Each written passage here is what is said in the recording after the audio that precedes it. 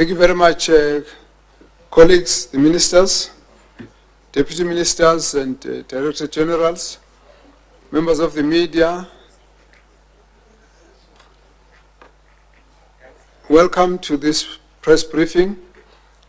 You will notice that we have the full contingent of the members of what was the interministerial committee, which has now been converted into the National Command Council, chaired by President Ramaphosa. Last night, President Ramaphosa made an announcement that the COVID-19 outbreak has been declared a national disaster in terms of the Disaster Management Act, and this is in recognition of its magnitude and severity in our country. Fellow South Africans, as of this morning, we have, as of yesterday, we were having 61 when the President announced. At the moment, we will talk about the 61, but I need to make you aware that we are also investigating another 4. But because of the system that we are using, we will not give you all those details right now. But amongst them are those who are being tested from private laboratories and have to be verified or validated by the National Health Laboratory Services, so that we can then be certain of the outcome. So for that reason, whilst we have 61, we will give you details of the others as soon as they are verified. And I'm only saying so because some of those are verified. You might be picking up stories about them. We just say to you, we are aware of them, but we will not announce finally until they have been verified, particularly where there have been already some media talks about them.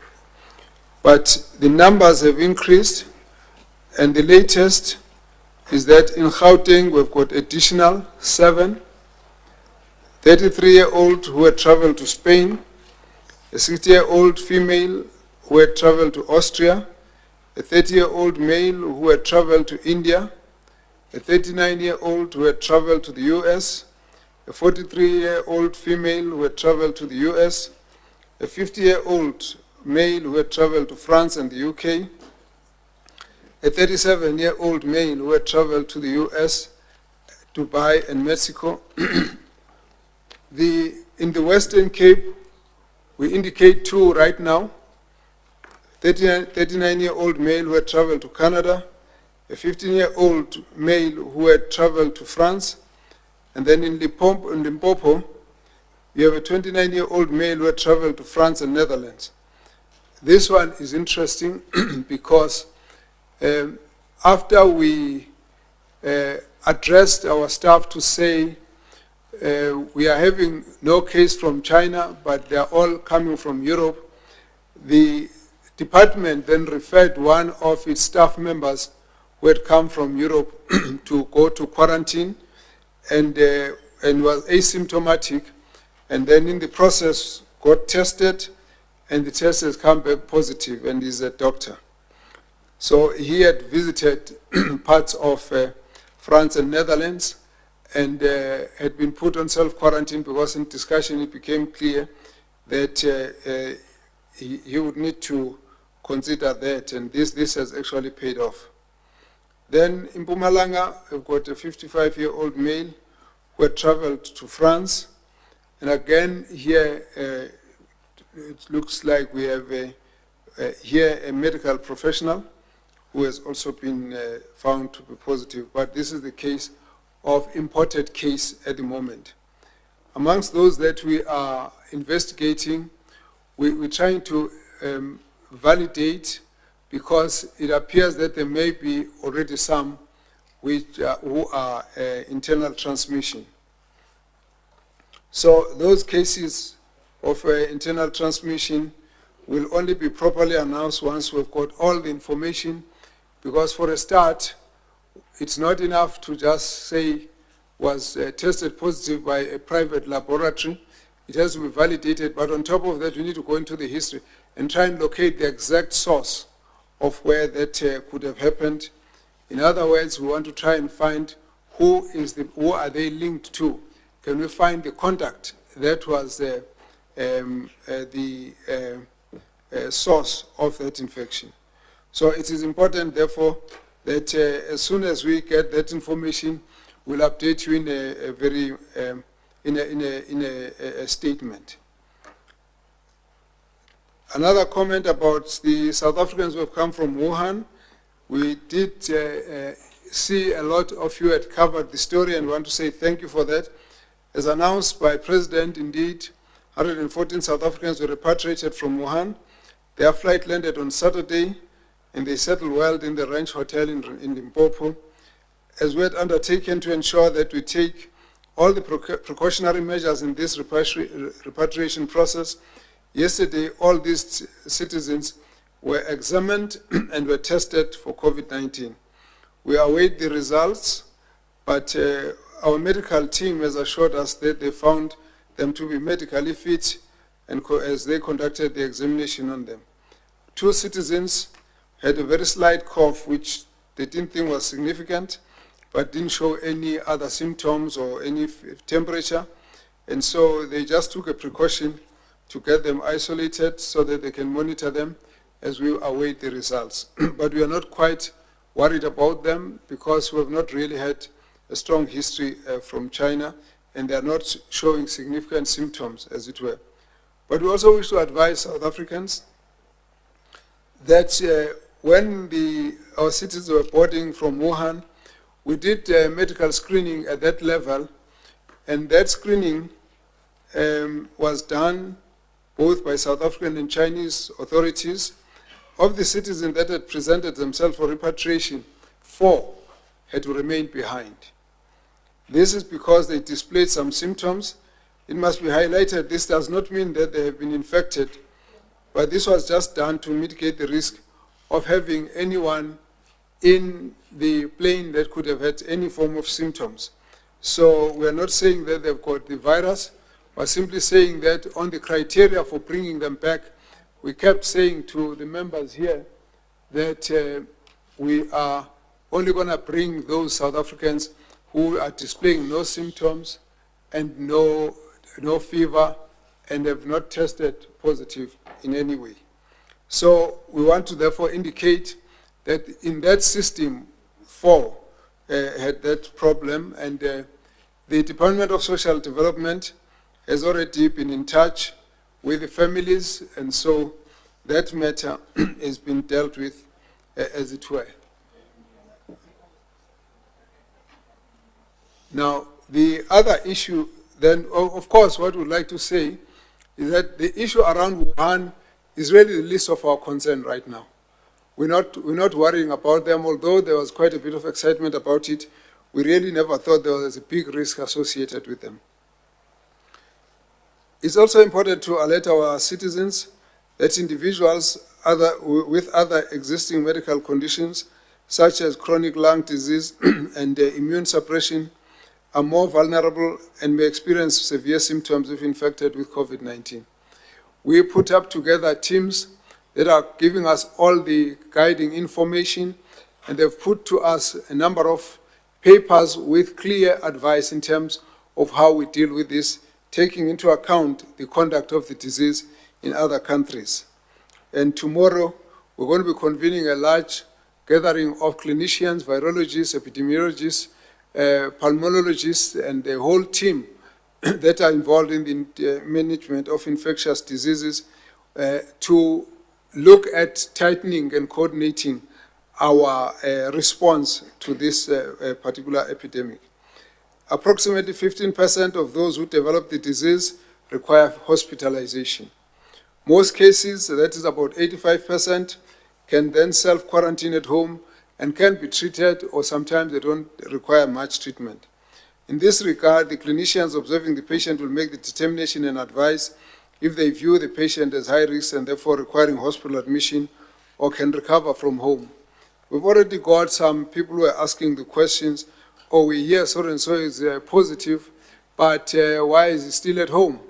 We just need to indicate that only 15% will require hospitalization, and probably 5% will end up with intensive care if that situation does not get any better. So we also want to reiterate, in terms of epidemiological evidence from affected countries, it shows that containment is possible at every early stage, and even then it's difficult, but we need to intervene at an early stage. It's difficult with that, but if you don't intervene at an early stage, then you don't have much chance. That mitigation of risks is eventually the most pragmatic response and should start early. Delayed action could overwhelm the health system. In other words, if we wait until we run into several hundreds and thousands, you're running the risk of overwhelming the health services, because you'll notice that most of the people that we're talking about right now are not requiring admission. But one or two have been in, and we've had a report that they've got other complicated diseases, as it were. But what it means is that once the number goes huge, you end up with the 15% being a large number of people. That 15% can overwhelm your services, especially because some of those on the 85% would need to still be seen on outpatient basis. So we want to make that point as a way of looking at it. It's difficult to give infection. We do want to acknowledge that has offered to assist us in a number of issues, particularly availing certain resources to assist with our mechanisms for tracking, for tracing, and monitoring facilities. It has actually been proven those with imported cases, which then becomes our biggest problem, because each and every one of the individuals is capable of creating their own mini outbreak. They can grow into massive numbers of people were you to deal with the contacts. The last we checked in terms of the contacts will probably be approaching 1,000 contacts. It's important for us to move ahead and try and suppress the curve. So the peak must not arise quickly. It needs to take a while to actually rise, and then to reduce the speed at which it is happening. So we therefore have to move to the next higher gear, and I said, using the military language, we therefore need to get onto the area of hard combat. Hard combat basically means we all now have to turn ourselves into soldiers, ready to fight. When we say so, we're saying that every South African is a soldier, because each and every one has to take responsibility to fight this infection. And it's not as simple, but it's going to be very hard. But just so that you have a sense of the lie of the land as we move into the future, we are determined to suffer as few casualties as possible. We are determined to deal with this outbreak. We're also determined to take hard decisions, if need be. And therefore, the first phase where we are, we're going to be taking decisions where we're calling for restrictions. Restrictions is the mildest form of limiting contact from person to person. The President has taken advantage, has made use of Section 36 of the Constitution. That basically says under certain circumstances, we'll have to look at what restrictions have to be imposed to help to deal with a situation which is a problem for the nation. So on that basis, this is the first step. We have to make it work within the next 2 to 3 weeks. If it works, we will see as we monitor the numbers. It means we're going to see that the numbers don't increase as fast, or they can be contained, but also it means that it should not spread much further than what we are already seeing. Now that is an important issue. If that does not work, we therefore need to escalate to a higher level. We're not there yet, but I think South Africans need to be aware. When we say we're talking about hard combat, it means hard decisions. When we said people must not panic, we didn't mean that we must just be complacent. We didn't mean that we must do nothing. We meant that we must be focused, we must be determined, and we must be united in our action, because only when we are united we are able to deal with this issue. strongly. And any outbreak does not get defeated by officials in government or professionals in the hospital. It is a society that changes its behavior, that reduces the harm that such an outbreak would have caused. So if Section 36 restrictions that have just been utilized, utilizing the National Disaster Act, utilizing the declaration of coronavirus as a public health emergency of international concern, we need to escalate. We cannot rule out a need in the future to actually impose a state of emergency. A state of emergency would basically be about tightening enforcement so that certain conduct is restricted, so that we can make sure we close the loophole that will make the virus spread.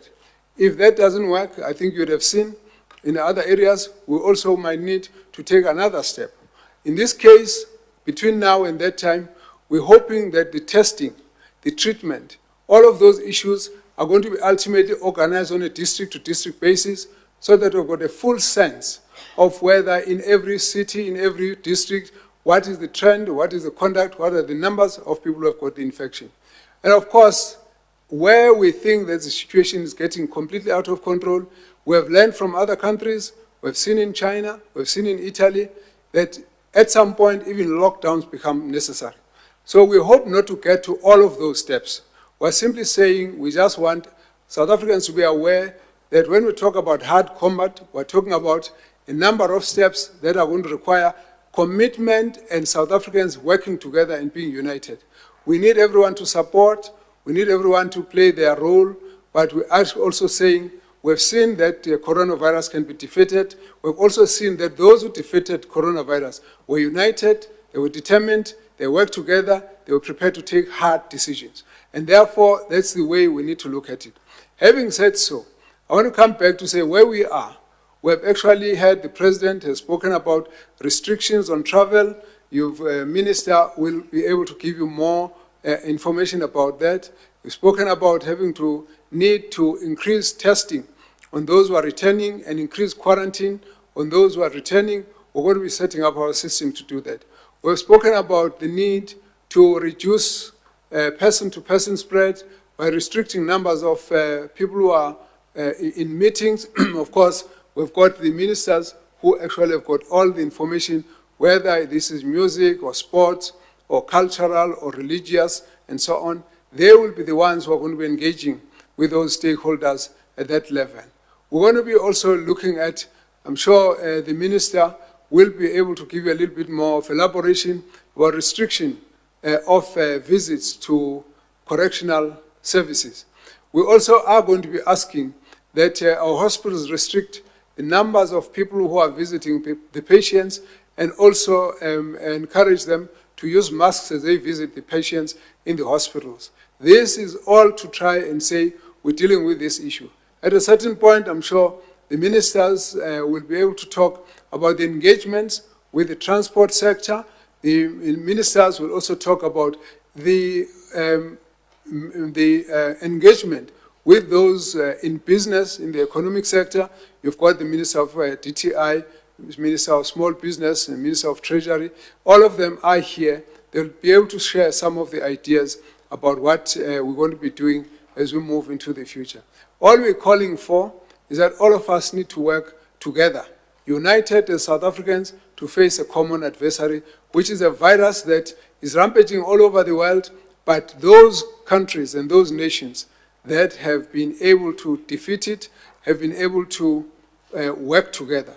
We have seen the cases in South Korea where 60% of the cases that are referable for testing actually emanate from an experience of one church that actually was convened in Daegu. And so we must say that the decisions that the President and the Cabinet have not taken them lightly. It's important for us to be upfront to say it's going to be difficult, but we'll make it. We need to work together as we go through all of that. We are intensifying our testing mechanisms. We have actually said that we want to increase capacity for testing. We have asked the laboratory services to work together, the public and private. I met them on Saturday. They need to operate as one system. Doesn't matter who owns which laboratory system. At the end of the day, everything gets coordinated by the National Health Laboratory Services.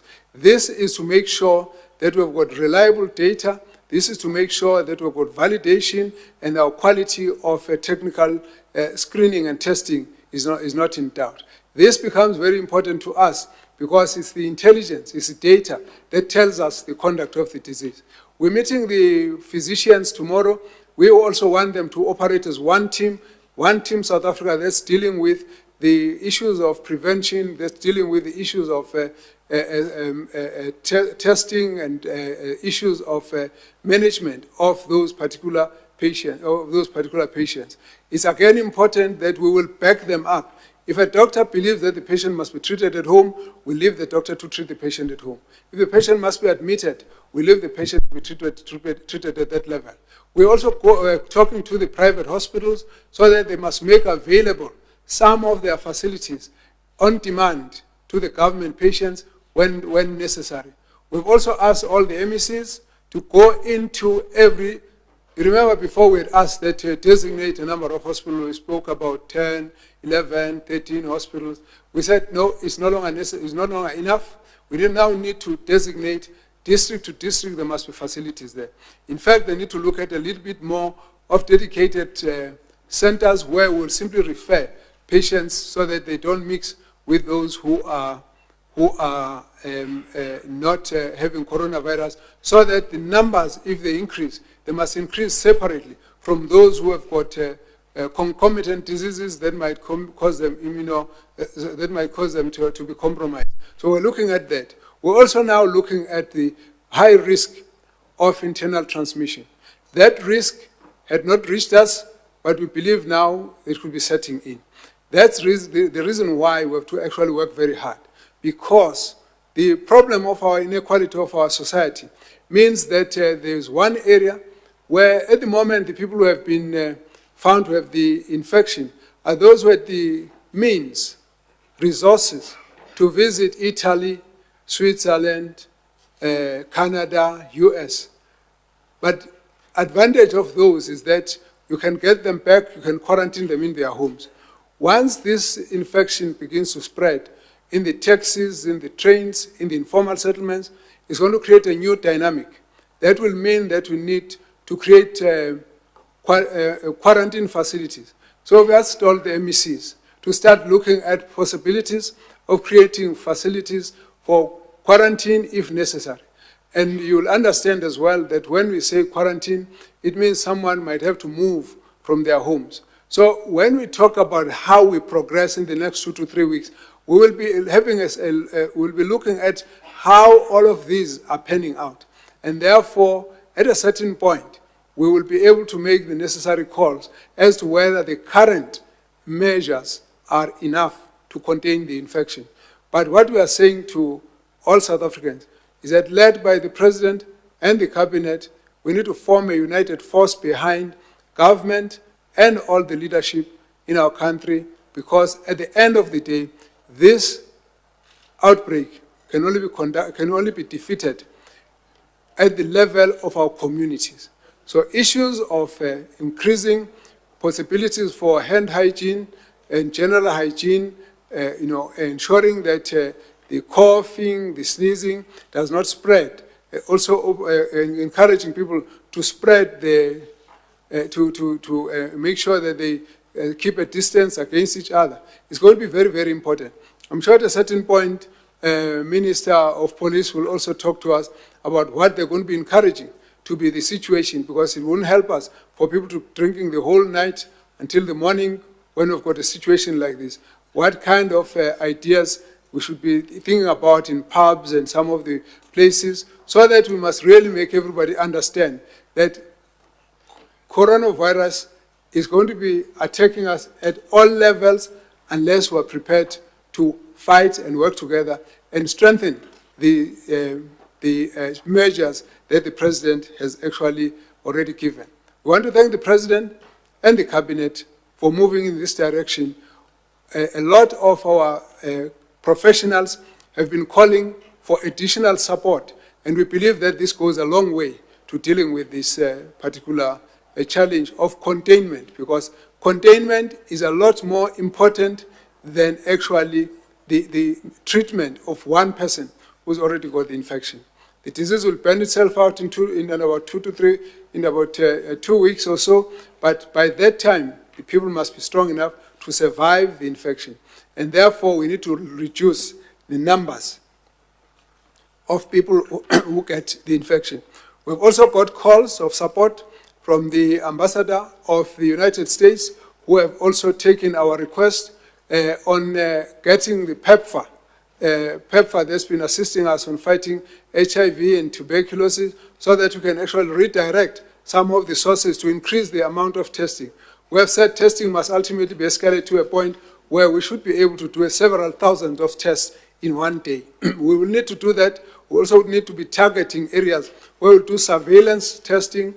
We have spoken about the situation of students who might be been exposed in the University of Witwatersrand. We're working with them to look at what do we do to contain the numbers of contacts, and also to advise them on quarantine. People don't have the same level of risk. There are those who are high priority risk, and then there are those who are lower and intermediate kind of risk. Our teams are going to be working on that. Our universities, our schools are going to be looked at, and so the ministers are here to talk about all of that. So for today, what we're going to request is that you're going to ask questions, and all the ministers will give you information. But in the event that you didn't ask the question and the minister is aware that there is information you need to get, we'll ask the minister to answer the questions that we haven't asked. So thank you very much, colleague Minister Mthembu. If we could take the questions, and then all the ministers are here, we have the time to take you through and deal with all the issues so that you understand the details further. Thank you very much.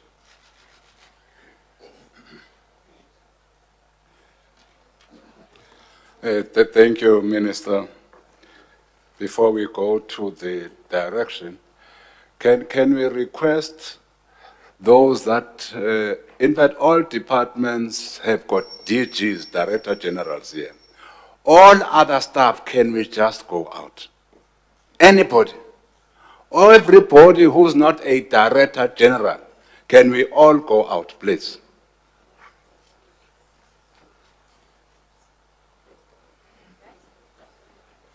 And protocols, can you assist us with that line at the back? I don't see DGs there. I don't see DGs there.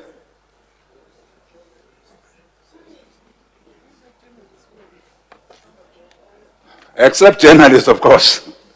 Except those who are journalists. But those who are government staff, we are requesting you to just go up there.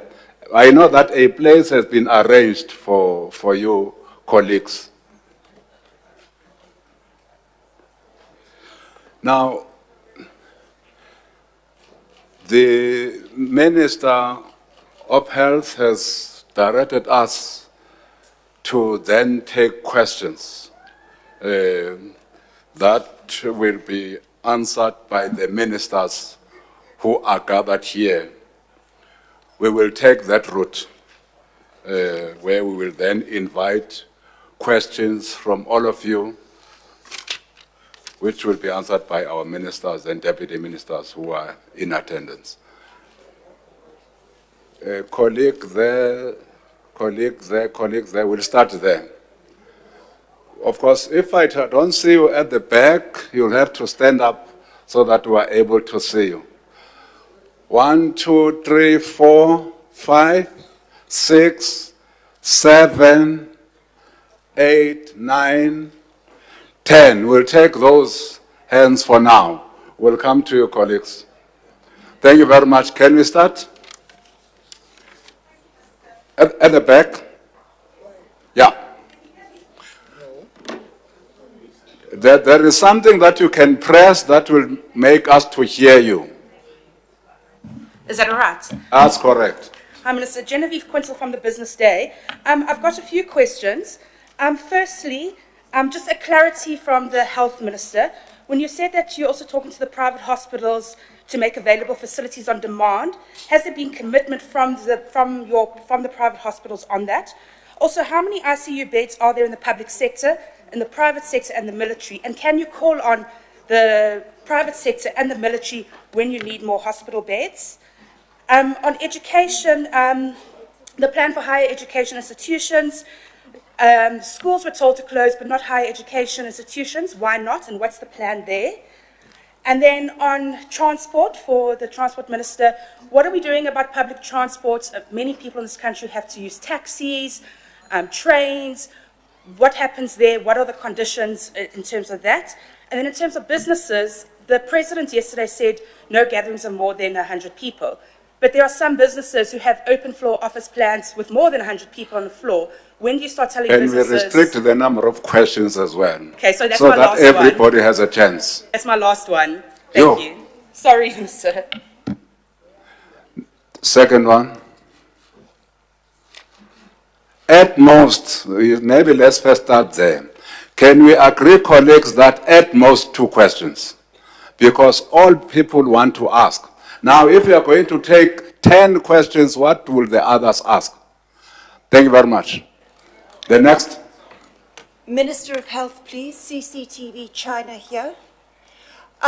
This is a state of disaster. There has been mention of a state of emergency as a possibility for the future. This has been a plan that has been in process more than just yesterday. You have been thinking towards the inevitability of this moment. China does set an example of the extreme end of imposing stringent controls. Is that the direction we're going? Do we see China's example in this? Because Italy and parts of Europe were quite slow in addressing this virus. Thank you. Thank you. Next. Antoinette Slavert from Rapport newspaper. Can you please give us some information about the financial aid package? And then also at this stage, what happens if people don't adhere to the guidance that given by government, and how will that change when we move towards a state of emergency? Thank you. Next. Alex Winning from Reuters News Agency. Just to echo Antoinette's question specifically to Minister Mboweni, do we yet have a quantum for the planned amount of additional spending to come from the budget on the measures? And the second question is about the restrictions on the ports of entry. Are there also restrictions on goods entering South Africa? I.e., are we likely to see shortages for any retailers or anyone else who imports a lot of goods? Or is it just people that are being stopped from entering if they're coming from high-risk areas? Thank you. Thank you. Next. Ministers Mareike Vermaak from AFP. Just to clarify, the President spoke about visas being annulled and stopped and stuff. Can you just clarify what happens to foreign nationals that are in the country at the moment on working visas, on travel or holiday visas? There's obviously a certain amount of anxiety amongst people that are here, whether they are going to be moved out, do they stay here, how do they renew and extend visas? Thank you. Next. Good morning, Criselda Lewis from SABC Television News. Just some details on basic education. What happens to the program, the school program going forward? Is there anything in place currently to have a catch-up program of some sort? Higher education, if the Minister can please share some details on that. I know graduations at the University of Johannesburg, at Wits, classes there also affected. And do we have any commitment on the churches, for example? We're heading towards the Easter weekend. Is there any commitment from the churches, including the ZCC, for example, not to have the congregants go ahead with Mass? Were you the last one? Good morning. No, sir, I'm the last one. It's Govan. Okay. There's 2 more hands here, sir. Okay. It's Govan here from ENCA. To the Minister of Health, could you please confirm which part of the country you suspect the local transmission occurred at? Secondly, considering the rate of travel and diplomatic nature of the work, can you confirm if the cabinet has been tested for coronavirus? And then lastly, with the issue of taxis, sir, will the government be setting up any disinfectant sites at the taxi ranks around the country, and what is your plan for the passing around of money in taxis, which has been found to carry the contagion? Thank you. Next one, whom I hope is the last one. Hi, Minister. Atandiwa here from the Mail and Guardian. 2 questions. The Minister briefly spoke about combating hard combat that we have to go into, but I wanted to find out what are the exact skills, and are you guys speaking to community leaders, traditional leaders in high density areas? Because once we hit 100 cases, the growth is beyond just drastic. We've seen in other countries. So I just asking a specific question in communicating to traditional leaders what has been done in that aspect. And secondly, about bed capacity, specifically ICU beds, because even though we have specific hospitals and places, as you said, once people get critically ill, 15% of those people will need ICU beds. Do we have enough? How many specifically do we have? How many mechanical ventilations do we have? And how many ICU beds are actually free in private hospitals, in public hospitals, and all other hospitals? Thank you. Colleagues, you can answer from where you are because the system is able to satisfy us answering from where we are seated with, instead of coming here. We will start with you, Minister of Health. I thought you would allow the colleagues to come through. Okay. Okay. Anyone who wants to start? Higher education.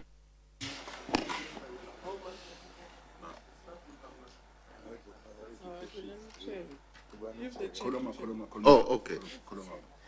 Thanks, colleague Minister Mthembu. On higher education, I just wish to highlight in the light of the questions that have been asked that firstly, what we've done, we have established a COVID-19 team which comprises of the representatives of vice chancellors and college principals, as well as our higher health system and health experts that we've drawn together. I also want to say that I'm aware that events on the ground are moving very fast, and various institutions are making contingency arrangements based on their own situation. But we have agreed on the following, that firstly, we will have to meet with the sector tomorrow morning to actually look at a comprehensive way forward on the situation. But let me highlight what we have agreed upon in the light of what the President had said and the other work that we've been doing. Firstly, we have said that contact in institutions must be limited. In terms of various institutions, only University of Cape Town has actually closed the university by bringing forward the Easter holiday break. What the other institutions like University of Johannesburg Rhodes have done, have suspended contact lectures. And we are encouraging that all institutions should immediately suspend all contact lectures as well as minimize contact among students. But we are not as yet planning a shutdown, because there are pros and cons to actually shutting down the institutions completely. Where do you take the students to? Moving them out of the residencies, and how do we deal with that?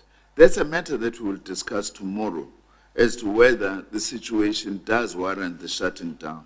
As of now, most institutions have said, we have agreed, they will limit contact, suspend lectures, use online more, and then manage the situation of students in the residences such that we minimize contacts and we are in better control of the situation. What I also need to say, Minister Mthembu, very quickly, that the guidelines that we have agreed upon is that all major gatherings must be cancelled or postponed, like graduation ceremonies, major sports events, in line with the direction from the President.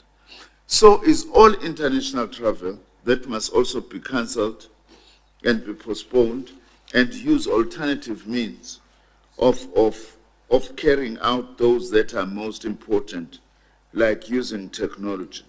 And all individuals who have traveled from outside the country, when they come back, they will be tested, and where there is necessity for quarantine, we have asked the institutions working with the Department of Health to do so. And also every institution we've agreed must develop a communication strategy. And all student health clinics are working very closely with the Department of Health to ensure that we are able to manage the virus better, working also with the National Institute of Communicable Diseases. Let me just end by just specifically highlighting the 2 institutions which have had people actually testing positively with the virus. Wits University, to begin with. Wits has been in discussion with ourselves and the Department of Health on the protocols, and the students who have gotten in touch with those who have tested positively have actually been put under quarantine and to self-isolate at least for 2 weeks. And we are continuing to engage with Wits and the Department of Health on this score. The University of Cape Town has also reported its first confirmed case of the virus. And in this instance, it's a lecturer who had tested positive, and the institution at Mays has made a decision that in the interest of its staff and students, and in the light of the President's statement last night, is bringing its vacation forward by a week, and the students have been asked to leave the residences within 72 hours from yesterday. Thank you. Thank you. Since we're speaking education, let's continue with basic education. No, thank you very much, Chair. Chair, in terms of the basic education, we had a teleconference with all provinces this morning to look at the implications of the President's announcement. So all provinces were represented in the teleconference, and we estimated that we will be losing 10 days, because it's 2 days this week, and it's a week after the vacations. And we've agreed that I will give a notice where we formally give a notice of the change of the school calendar, which will mean that in June we reduce our June holidays, and then again take other 3 days in September, so it makes up for the 10. So that's how we felt we should deal with the 10. But in the meantime, we felt that it gives us a very good break, long time to do things that sometimes we're unable to do, like intensifying some of our programs which don't require physical context, like the Read to Lead campaign. So heads of departments are going to be changing notes today, and by Wednesday we'll be able to say what needs to happen. We've also sent notice to schools that they should, as I say, taking advantage of the long break than anticipated, that schools must give children more worksheets to work with families, to give them their books, because normally schools keep the workbooks at schools. So those are the arrangements which are done school by school to make sure that children go with lots of work at home and appeal to committees and homes to assist them. But basically, formally, the way we hope to make up for the lost day is to extend the school days. If we go beyond 10 days, we might extend the year even with a week longer, just to make sure that we cover the curriculum. So that's what we agreed as MECs this morning. But as I say, heads of department are going to also interact amongst themselves, and will be able to give further details if need be. But that's what we agreed on this morning. That we'll be announcing that schools are formally closing tomorrow, and they'll reopen on the 14th, unless there's any other notification or information. Minister Mteto.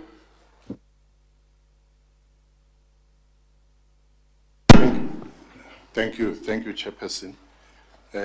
You'd realize that the sector, sports, arts and culture, is going to be the hard hit with the measures we are taking, because it thrives on the majority of people attending. So the limitation would have a very big impact, negative one, on the livelihood of the sector itself. Therefore, going forward, the engagement with the private sector, the President and Minister Mkhize has outlined, becomes very important here. Already the sector has started voluntarily on their own to take some measures. Some of them, some have gone to an extent of ensuring the awareness on the COVID-19 amongst players. If you take PSL, for instance, they've been doing that. We are going to be meeting both the sporting bodies and arts, culture, and arts and culture sector tomorrow to devise means of responding to what we are faced with and beyond, as I said, as it relates to the livelihood of the artists, of athletes, and so on and so forth. So that's where we are. In terms of the regulation, in addition to the National Disaster and Health Regulations, the Safety at Sports and Recreation Events Act is going to be helpful also to ensure that everything is done within the regulation and the act. Thank you very much. Thank you. Minister Nabona.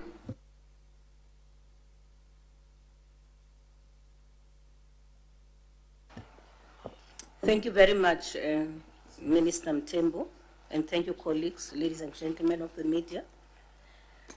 There was a question about possibility of using military hospitals and private clinics. I can attest to the fact that we've issued a directive that all military hospitals should have isolation areas. So we will be able to cater for our people, but also if there is a need, the Department of Health may direct some of the people to some of the hospitals we are running. The second matter, we are looking at cancelling some of the major events which were planned by the defense industry in the country. Consultation is underway with the defense industry itself. I'm sure you'll recall that every second year we have what is called the Africa Aero Defense Space Exhibition, which is held in September at the Waterkloof base in Pretoria. It's a huge gathering of people, usually brings more than 100 defense industry companies from all over the world.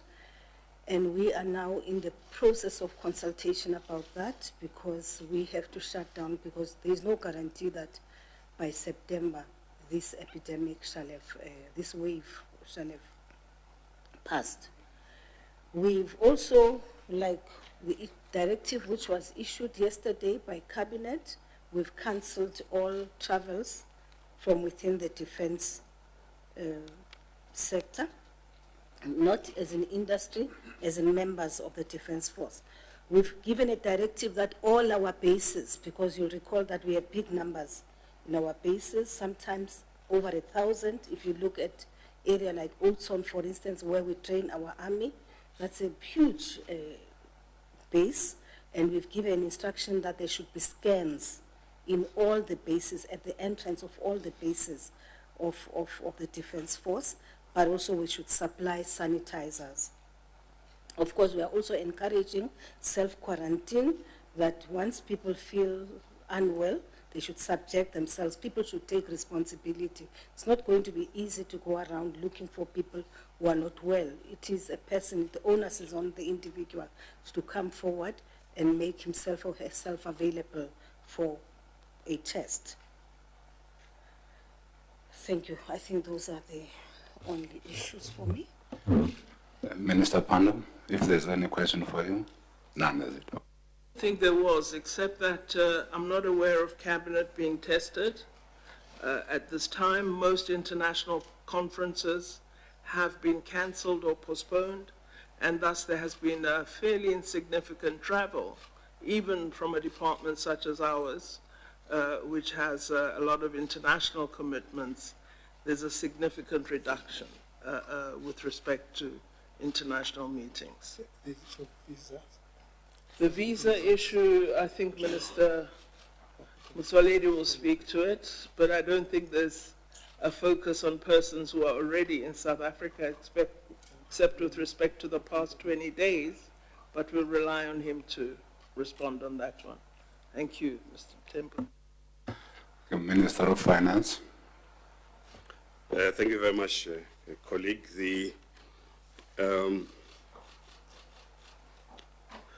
Well, I suppose the fundamental question that you're asking about is, at the end of the day, most of the activities have to be paid for. So where's the money going to come from? I suppose that's what you're going to ask. But before I answer that, let me just elaborate a bit about the structural arrangements being made. As you heard the Minister of Health saying that he was using a military analogy. So in the first place, the National Treasury has to be organized itself. To that extent, they already have a National Treasury coordinating working group inside the National Treasury, which is chaired by one of the Deputy Director General. They meet as regularly as they deem fit. It's the first place. Secondly, a structural arrangement between the National Treasury and the Department of Health, National Department of Health. Again, they communicate regularly and meet as when they need to. Thirdly, the Minister of Finance and the MECs of Finance will coordinate whatever needs to be coordinated financially. And the MECs of Finance will coordinate with the MECs of Health in the provinces, who in turn are obviously coordinating with the Minister of Health. So this is structural arrangement in place to make sure that we are coordinated, we are organized, and we are not haphazard, and we are not Bakunonists, Bakunin. So now the financing. We stand ready to do two things. One, there are funds available within the National Disaster Fund, which will be immediately available. I don't want to mention amounts in case prices begin to change.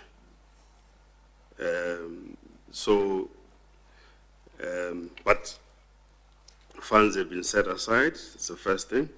Secondly, as the situation develops, we will need to set aside further funding. That means we'll have to reduce programs throughout the government system by reducing the allocated amounts so that we can shift these funds towards this project, which we are all committed to achieving. Finally, two things. The National Treasury officials are also in contact with the financial sector regulatory authorities, which report to the Minister of Finance, in order to make sure that we have a coordinated approach as well as far as the banking and financial services sector is concerned. I think that's all that I can say for now. But let me indicate the key issue, the Minister of Health will come back to about this, is to make sure that we should not have a situation where we say we are unable to procure testing facilities or whatever is necessary. That's an urgent issue. So I'm happy that Minister Mthethwa is willing to suspend some of his activities so I can take some money from that and give it to the Minister of Health. Thank you very much. Minister Dlamini-Zuma. Thank you very much. From our side, the first priority now, which we started last night, was to do the regulations that will guide this national disaster. And I can say that those will be ready today. And the second thing is we will then have to communicate with our stakeholders, which are quite broad. That will include the provincial governments, including the COGTAs in the province, the municipalities, SALGA, traditional leaders, and the rest of civil society. The provincial governments, we are planning to have a teleconference as soon as the regulations are ready, so that they are on board and they can communicate with the municipalities. We will meet the stakeholders at various levels, but we also have to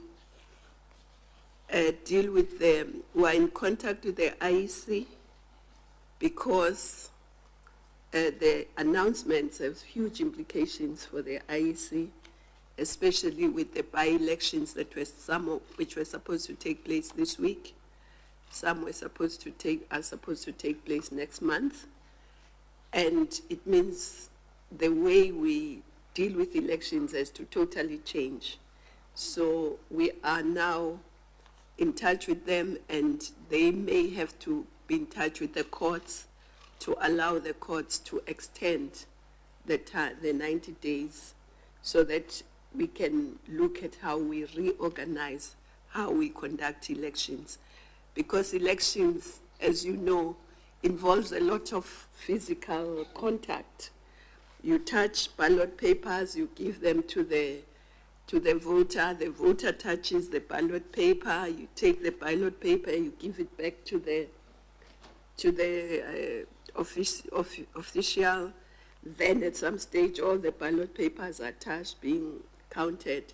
So we need to just look at how we reorganize that. So we may have to postpone some of the elections so that we reorganize. And of course also at the polling stations, normally political parties bring their people besides the voters. So there is usually far more than 100 people at every polling station.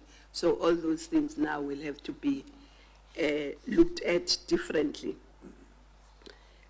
And of course, in the communities, it means the functions in the communities, the municipalities must help us, and the ward councillors and so on, to make sure that the gatherings are not huge gatherings that take place. Also, we need to look at how we tweak the way of doing the IDPs, because some of the meetings are big, so we may have to fragment them. So there are lots of things, implications for our sector.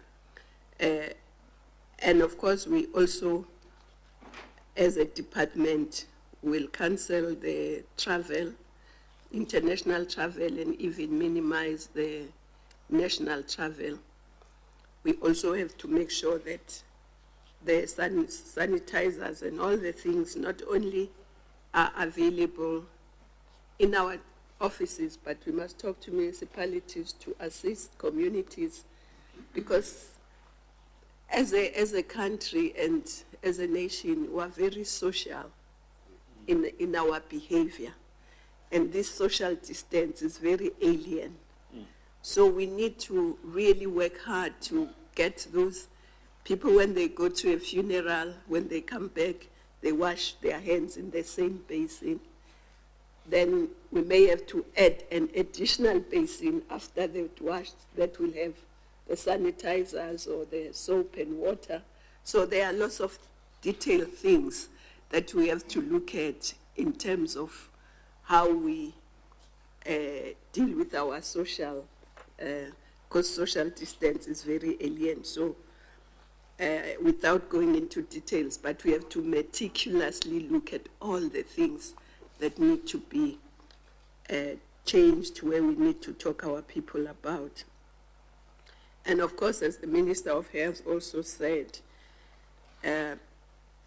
people in the wards, in the municipalities, in the districts, a lot of them will not be able to follow the trend that we are at now of finding out that you were in contact with the person, self-quarantining, or even if you are infected, self-quarantining, because they just don't have that luxury. They will not have a room to themselves with their own toilet and all that. So we have to then, working as a team of government, identify areas in municipalities where people can be quarantined should the need arise. So there are all those things. There are many others, but I'll stop at that for now. Thank you. Thank you, Minister. Minister Patel. Thank you very much, colleague.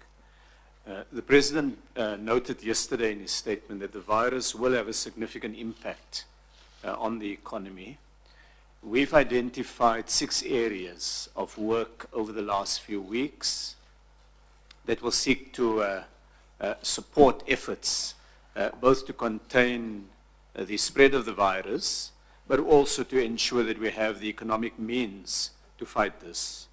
These areas, the first one is we've been monitoring the impact of the virus on the global economy and on critical export channels that South Africa is dependent on.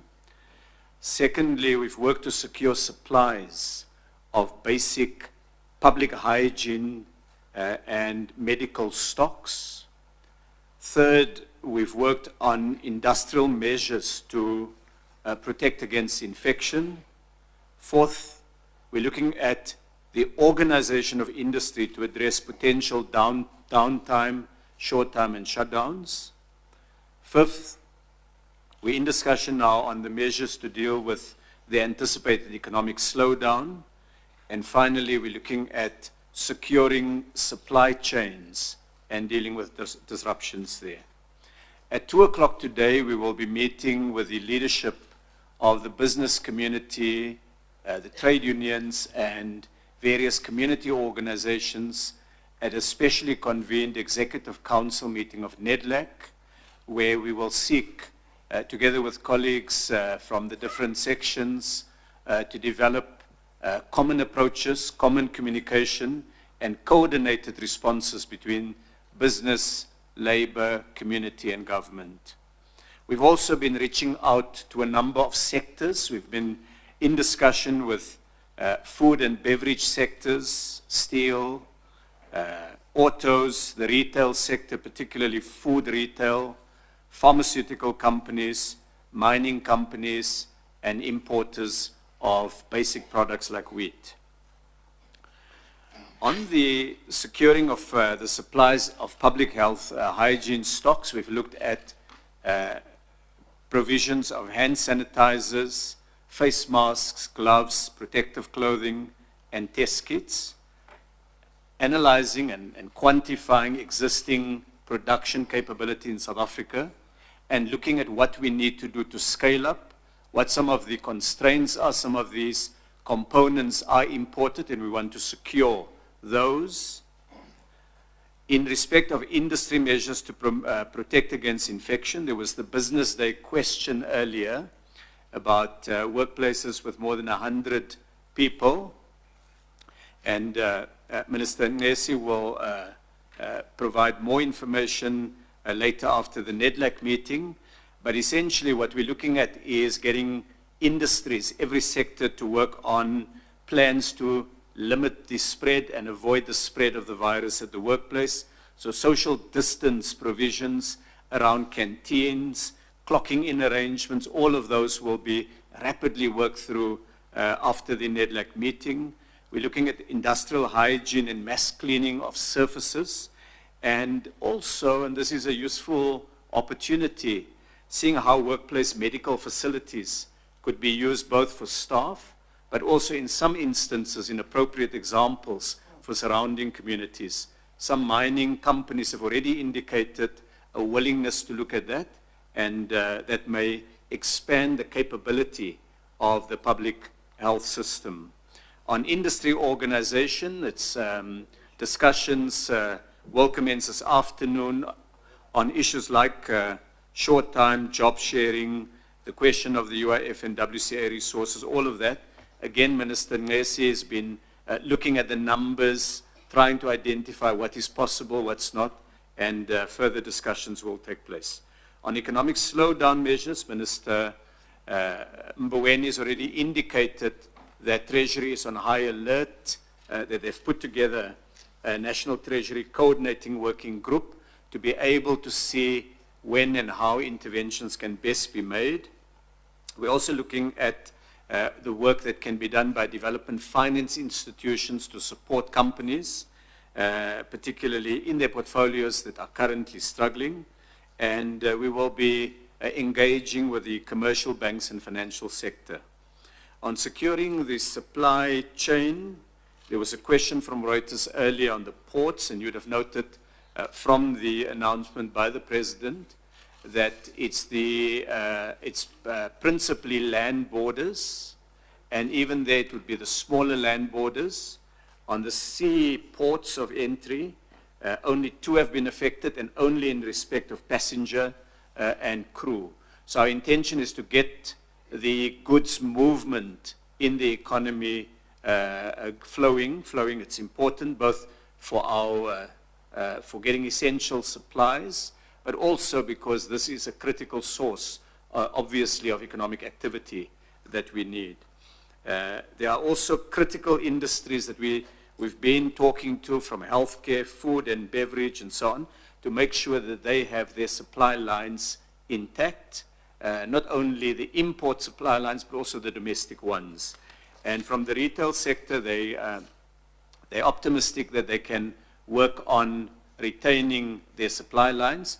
Of course, we need to ensure that there's no panic buying, because that then leads to further panic in the retail sector.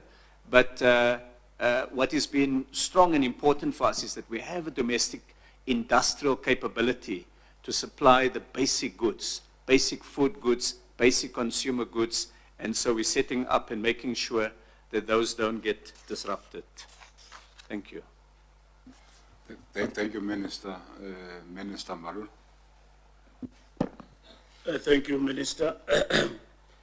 I'm told that there are questions that have been posed, and I think we'll try to answer as part of our brief.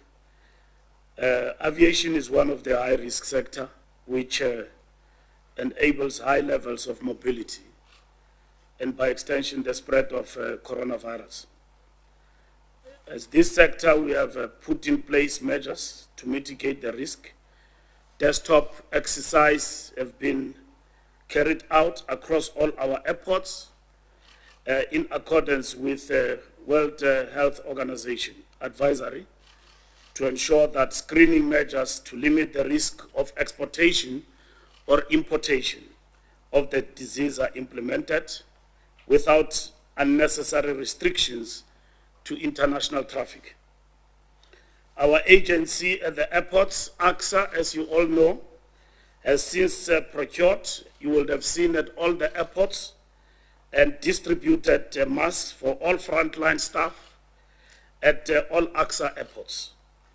As an integral part in the airport operation value chain, the following are mandatory measures for the airlines and all handling agents. All airline or ground handling staff carrying out assisted passenger services, especially passengers with reduced mobility, are required to use personal protective equipment, which is referred to as surgical mask and gloves, when facilitating arriving international passengers. Passenger-facing personnel, particularly for all international arrivals, transfers, terminal, and the domestic recheck, are required to use surgical masks and gloves, all handling agent staff that are at high risk or contact, including but not limited to passenger escorting, VIP services, facilitation, ticket sales, baggage handling and loading, aircraft grooming, catering services, cargo handling agents, bus drivers and crew transport drivers are also required to wear surgical masks. All passenger buses will require additional cleaning, sanitization measures to be implemented, and AXA will increase oversight in this aspect. Yesterday, the President announced that we are imposing a travel ban on foreign internationals from high-risk countries such as Italy, Iran, Korea, Spain, Germany, the United States, the United Kingdom, and China as from the 18th of March, 2020. From a transport point of view, this means no foreign nationals will be allowed from these countries through our ports of entry, which include airports, seaports, and railways.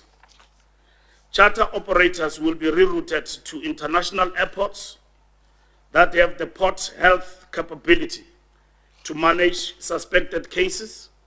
The following international airports have the necessary capacity and will be ready to handle charter flights: OR Tambo, Lanseria, Kinshasa, Upington, Polokwane, Bramfisher, Kruger, Mpumalanga International, Pilanesberg, Port Elizabeth, and Cape Town. The Civil Aviation Authority has issued guidelines for infection control for all airlines in respect to passenger cargo and baggage handling. This guided by the general guidelines of WHO. In order to mitigate the risk, the Civil Aviation Authority will conduct ramp inspections on all identified high-risk airlines. Your question about public transport, we will engage with everybody and issue instructions. Among others, in our space, we've got PRASA, which will undergo and perform sanitization in all our trains. Of course, the social distancing will affect us en masse in terms of trains and taxis. So that include education in relation to this, but over and above, random testing will be applied in all the taxi ranks and also in the trains, but equally, taxis will also be expected to undergo sanitization across the country. We will engage with all, starting from today, and consolidate our plans that are already in place for implementation after the instruction by the President yesterday. Maritime, SAMSA will immediately operationalize an operational plan for all ships calling at port, and guided by also the International Maritime Organization and the World Health Organization. And you asked the question about will it be people and the cargo? The cargo will not, but people will be not be allowed to disembark. Cross-border transport, we are working with all other agencies in relation to this. Thank you very much. Minister Lolo. Thank you very much, Minister Mthembu. There was no question relating to the intelligence sector, but I'd also like just to speak on a few issues that we have put in place as a department to assist all departments and government in general in trying to stem the tide on the rise of this virus. We met this morning to look at a few things, including the capacitation of our border intelligence unit, which will work very closely and always does work very closely with the Department of Home Affairs. I think we're going to need more people that will be able to analyze and disseminate information timelessly to both the Border Management Agency, but also the airports and other ports. We have, the President had announced yesterday the establishment of a National Command Council, which of course will have a command center, and we have put in place a process of ensuring that our National Communication Center starts with the process of identifying systems that would put in place in the form of secure communications to assist the National Command Council. We are members of the Non-Proliferation Council, which is administered by the DTI. This morning, we also worked on the capacitation and activation of this unit, and then we provide information, to NIPA, which we then disseminate to other departments. This unit is capacitated by people who are qualified in biochemistry, who know the work of biochemical pathogens, microbiologists, and they will be the ones that are going to be working hand in glove with the Department of the DTI and also with the Department of Health to provide what we do, which is counter proliferation. That would be the analysis, the collection of, from a counterintelligence perspective, and analysis of the information that we receive from time to time.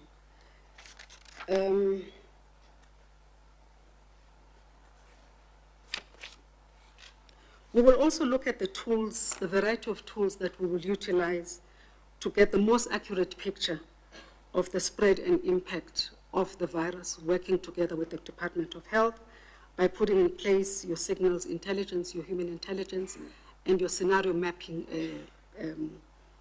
scenarios, so that you can be able to look at information as it comes in, analyze it, be able to sketch scenarios, and be able to come up with a product that helps the department and also government to take decisions. Thank you. Thank you very much, Mr. Kupainguan. Thank you very much, Chairperson. There were no direct questions to us, but I think as a sector we need to indicate that we have taken heed in terms of the postponement of the major events in light of the 100 people. I did indicate that we met with the sector last week. This morning we also touched base, and the message that the sector is sending from through the minister is that they do understand, and I know a lot of people have been trying to understand what is our reaction, is that we do understand as the sector the measures that have been put in place and in support of the measures, and to show that they have committed to providing some of their facilities through to Minister of Health so that they can be checked for the suitability in case they are needed either for quarantine or for any other measures. So the sector is coming on board. Another issue that I need to highlight, Minister Mthembu, is that we as a sector or as the department, we host Tourism Indaba, which is an event that has major participants globally with more than 8,000 participants. We are now officially postponing the event, which was meant to sit in May. We will announce the date to a later date after we've been able to finalize our post-corona strategy. Thank you. Thank you, Minister. Minister Mzwaledi. Thank you very much. There were two questions directed to Home Affairs. The first is about the land ports of entry, and the second is about visas. Now, I received a message this morning from my colleague who is here on the main table, Minister Patel, wishing to know the ports of entry because ministers of trade and industry are nervous. They wanted to know which one. I want to mention right from the beginning, what you are doing at the ports of entry has got nothing to do with commerce whatsoever, with trade and industry. That's not going to be affected in any way whatsoever. We have got 72 ports of entry in the country. 53 are land ports of entry, 11 are airports, which Minister Mbalula has mentioned here. 8 are seaports. Now, the 11 airports, there's going to be no change whatsoever, just heightened vigilance in terms of checking the people who are coming in and out, but we are not tampering with them. The 8 seaports, we are tampering with only 2. The other 6 will operate as they were. We'll tamper only with Saldanha Bay and Mossel Bay, only in as far as passengers and crew changes are concerned, meaning there will be commercial activity at Saldanha Bay and Mossel Bay, like all the other 6 which are remaining.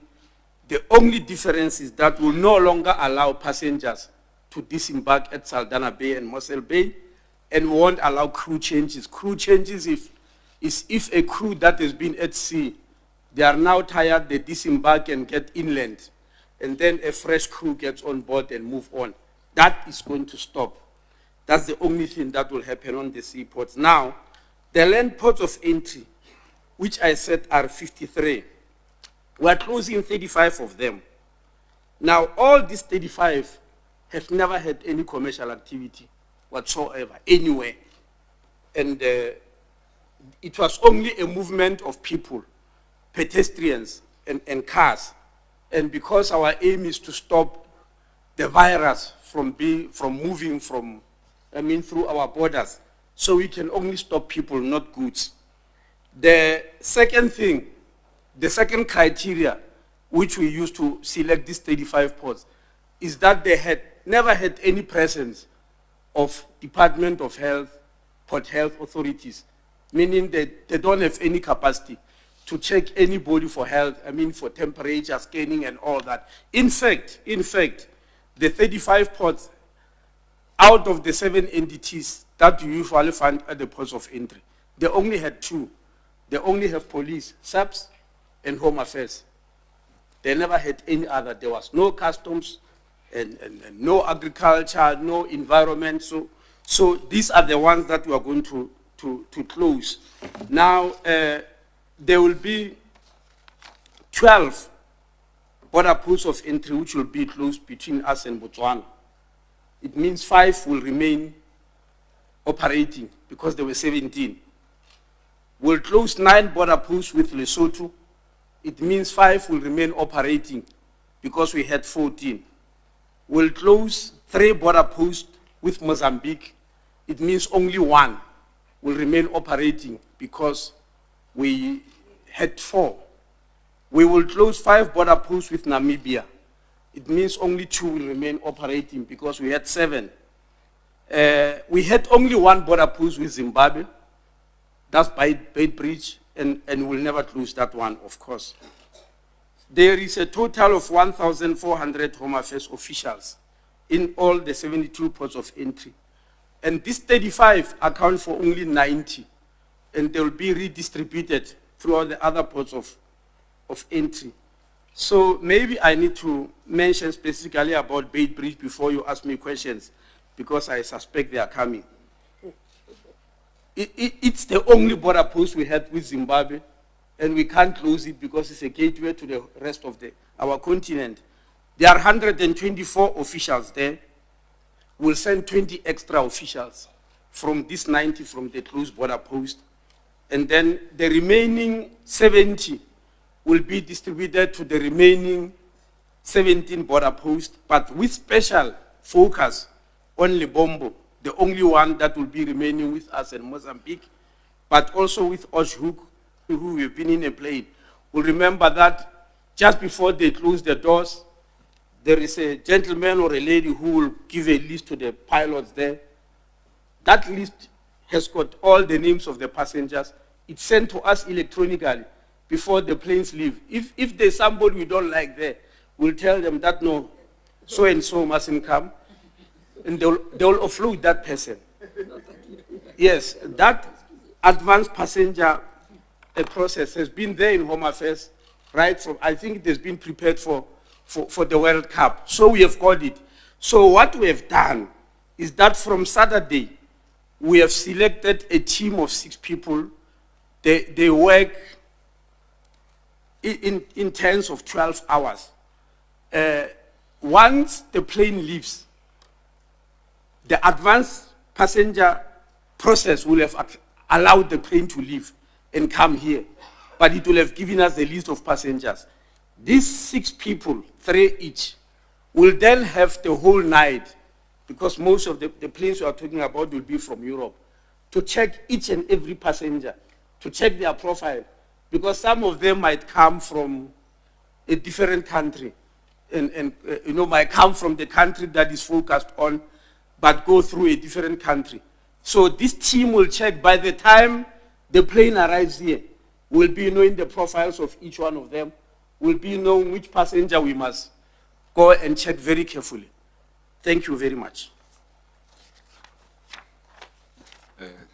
Thank you, Minister. Minister Lamula.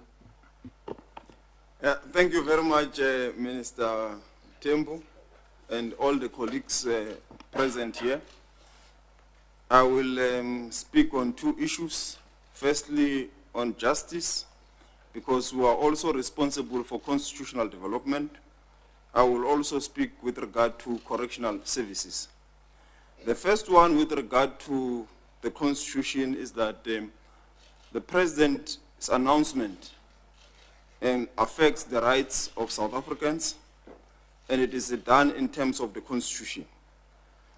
And this announcement, in terms of the Constitution, in terms of Section 36 of the Constitution, which is the limitation clause, it does provide for the limitation of rights.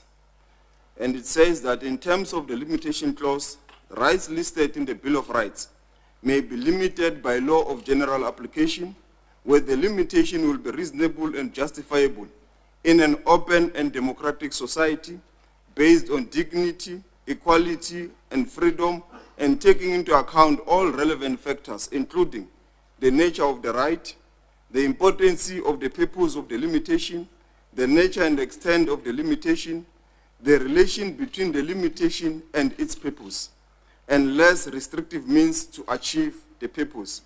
I'm reading this in the Constitution for the purpose of the public, so that even the members of the media could be able to help the public understand some of these constitutional provisions which the President relied upon, including the Cabinet, to limit the rights which we are limiting in terms of the various laws. Minister Mtetwa spoke about the sports laws.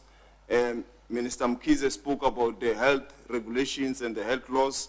And Minister Nkosazana Dlamini Zuma spoke about the Disaster Management Act. So all those laws are going to be used to limit some of the rights during this containment of the virus. And they will be anchored with the 2 laws in terms of the health regulations and the Disaster Management Act. I just want to read the Disaster Management Act provisions, which I think might also be beneficiary to the public.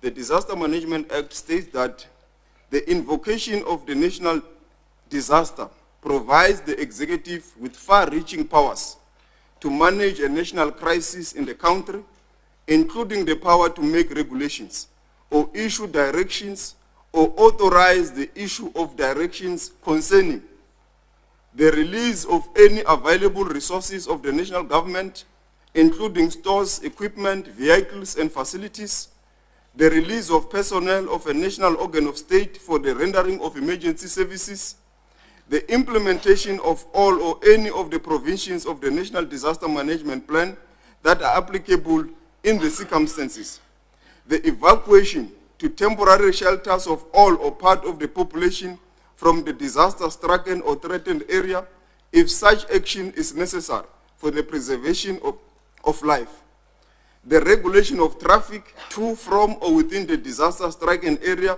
or threatened area, the regulation of the movement of persons and goods to and from or within the disaster-stricken or threatened area, the control and occupancy of premises in the disaster-stricken or threatened area,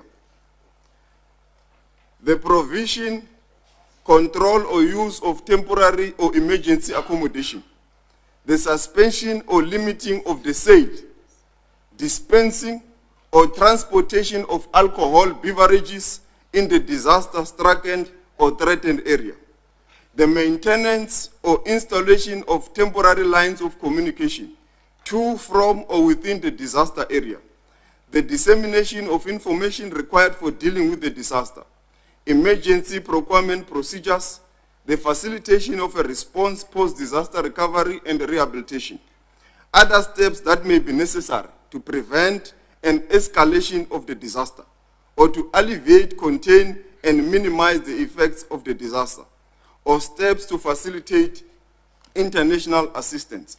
I'm reading this so that the public will also understand the measures and the available statutory that is at the disposal of the executive.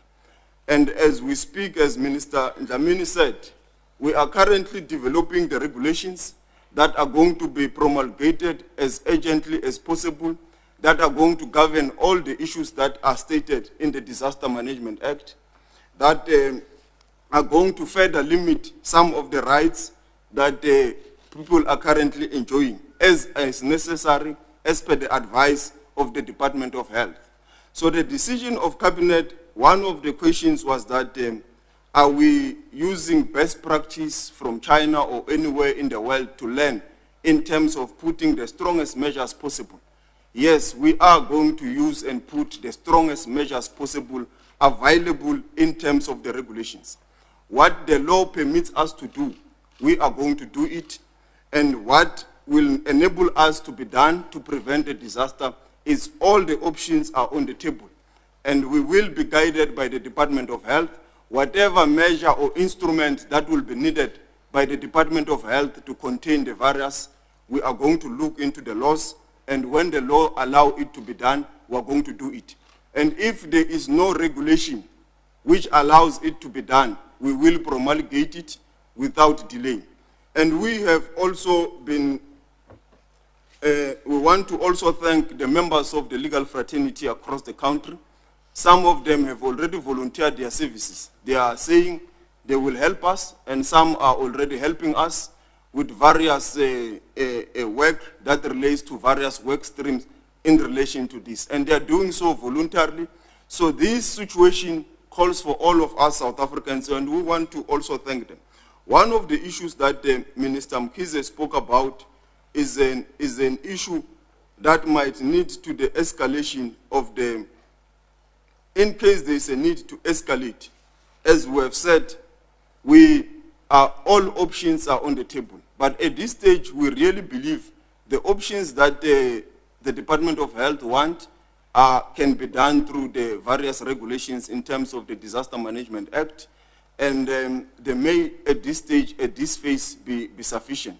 But if there is a need, and I must state that the declaration of the national state of disaster, to the best of our collection, has never been done before for the whole country, for the whole nation. So this has been the most measure that has been applied by this cabinet at this stage, and we believe it is necessary, and it is also the strictest means by which we can limit the rights at this stage. If, as Minister Mkhize said, it does not, there may be some other strengthening we may need to do, we will invoke the powers under the State of Emergency Act of 1997, as read with Section 37 of the Constitution, which states that the declaration of state of emergency to be made by the President by proclamation in the Government Gazette, a state of emergency may be declared in the Republic or in any area within the Republics in terms of Section 21A of the State of Emergency Act. I'm giving you that this is it will be an element of last resort if there is a need. And we are also showing or indicating to you that we are putting all options on the table, and we will use all the necessary means as guided by the Constitution. And again, the department is currently drafting the regulations to be ready in case there is a need for the declaration of a state of emergency. And the next one relates to correctional services. You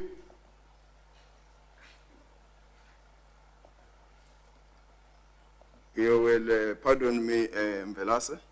I'm just trying to get the... They say I must talk from my heart. I don't want to do what we used to do in the youth league. Because upon arrival in government, they told me that, yeah, you must read from a script. You don't just talk. So let me just, I got this thing now, Velase. With correctional services, in terms of the announcement by the president, is that we are going to operationalize to sanitize all correctional centers. And this closely monitored and managed by COVID-19 special task team, in liaison with the Department of Health, all the facilities will be sanitized across the country. And as we are speaking, the process has started to ready the facilities that after 30 days, they can be able to now begin a process of allowing visitors, of allowing other people from outside to come in. We have got, as we speak now, as from the 13th of March 2020, the inmate prison population of South Africa is 154,223. So it's a huge population which we cannot take any risk on. And thanks to the president's foresight, when he did the remission in December, we had an overcrowding of almost 37%. But as we speak today, the overcrowding in our cells is 23%, and the department is ready, will be able to contain and manage anything inside the cells in terms of testing, in terms of isolation, in terms of any measure that is needed. One of the issues which we'll have to engage with the members of the judiciary is that these stringent measures may affect the court, because some of the inmates may need to go to courts may need to consult with their lawyers, who are not currently, may not be able to access them. So we are in engagement with the judiciary. We will further have a meeting with the leadership of the judiciary and also of the legal fraternity to see how do we mitigate these factors so that the courts are still able to operate, the inmates are still able to go to court and come back, and we are able to isolate them and all that. So there will still be further measures that we'll need to take so that when they go to the courts and when they come back, there is a kind of procedure that we'll have to undergo. And this we are doing in consultation with the Department of Health so that they advise us what are the measures. The other measures that we are looking at is about the new or incoming inmates who are coming in from who are newly sentenced. How do we isolate them and ensure that they don't come closer to the ones and after the issues of testing and when we are clear, how do we integrate? The other part relates to remand detainees who from time to time may need to go to trial and all that. So there is various categories of the inmates that we are currently in consultation with the Department of Health, the judiciary, and everyone. How do we manage that? And including with the courts, there is still further discussion, but at this stage, we expect that the courts will also have to comply with the issue of 100 people in the facilities, because that is now what is expected. You know, sometimes our courts, there are lots of people who wants to go and observe the proceedings and so forth. So we will further develop measures with the judiciary and the legal fraternity and all the stakeholders that will also help us to ensure that only those are necessary to be in the courts are in the courts. Thank you. Minister Nkosi. Thanks, Minister Mthembu. Minister Patel has already indicated that this afternoon we're meeting with the NETLEC stakeholders to look at the impact on the labor market and the measures which have to be taken. And but what we'll be doing there will be, amongst others, reminding both the employers and employees to fully comply with the measures which have been outlined by the President, and also adhere to the guidelines issued by the Department of Health with regards to the promotion of high levels of hygiene and in the workplaces. And Minister Mkhize has reiterated that all sectors have responsibilities. So we want to remind the employers that they have a legal duty of care towards the employees. Both the Occupational Health and Safety Act and the Hazardous Biological Agent regulations place responsibility on the employers to take extreme measures to protect health and safety of the employees. So the employers, therefore, are required to undertake a number of measures. But we can't talk about those measures until we've had discussions with the various stakeholders and also listen to their proposals. But we will impress upon that employers are required to provide employees in terms of health and risk assessment with the necessary protective equipment they are required to put in place, or even systems to deal with the outbreak, as well as include all mitigating measures that have to be put in place and until the outbreak has been dealt with. We will also be discussing with them in instances where employees are required to be quarantined as a result of having traveled into the different countries or coming into contact with the virus.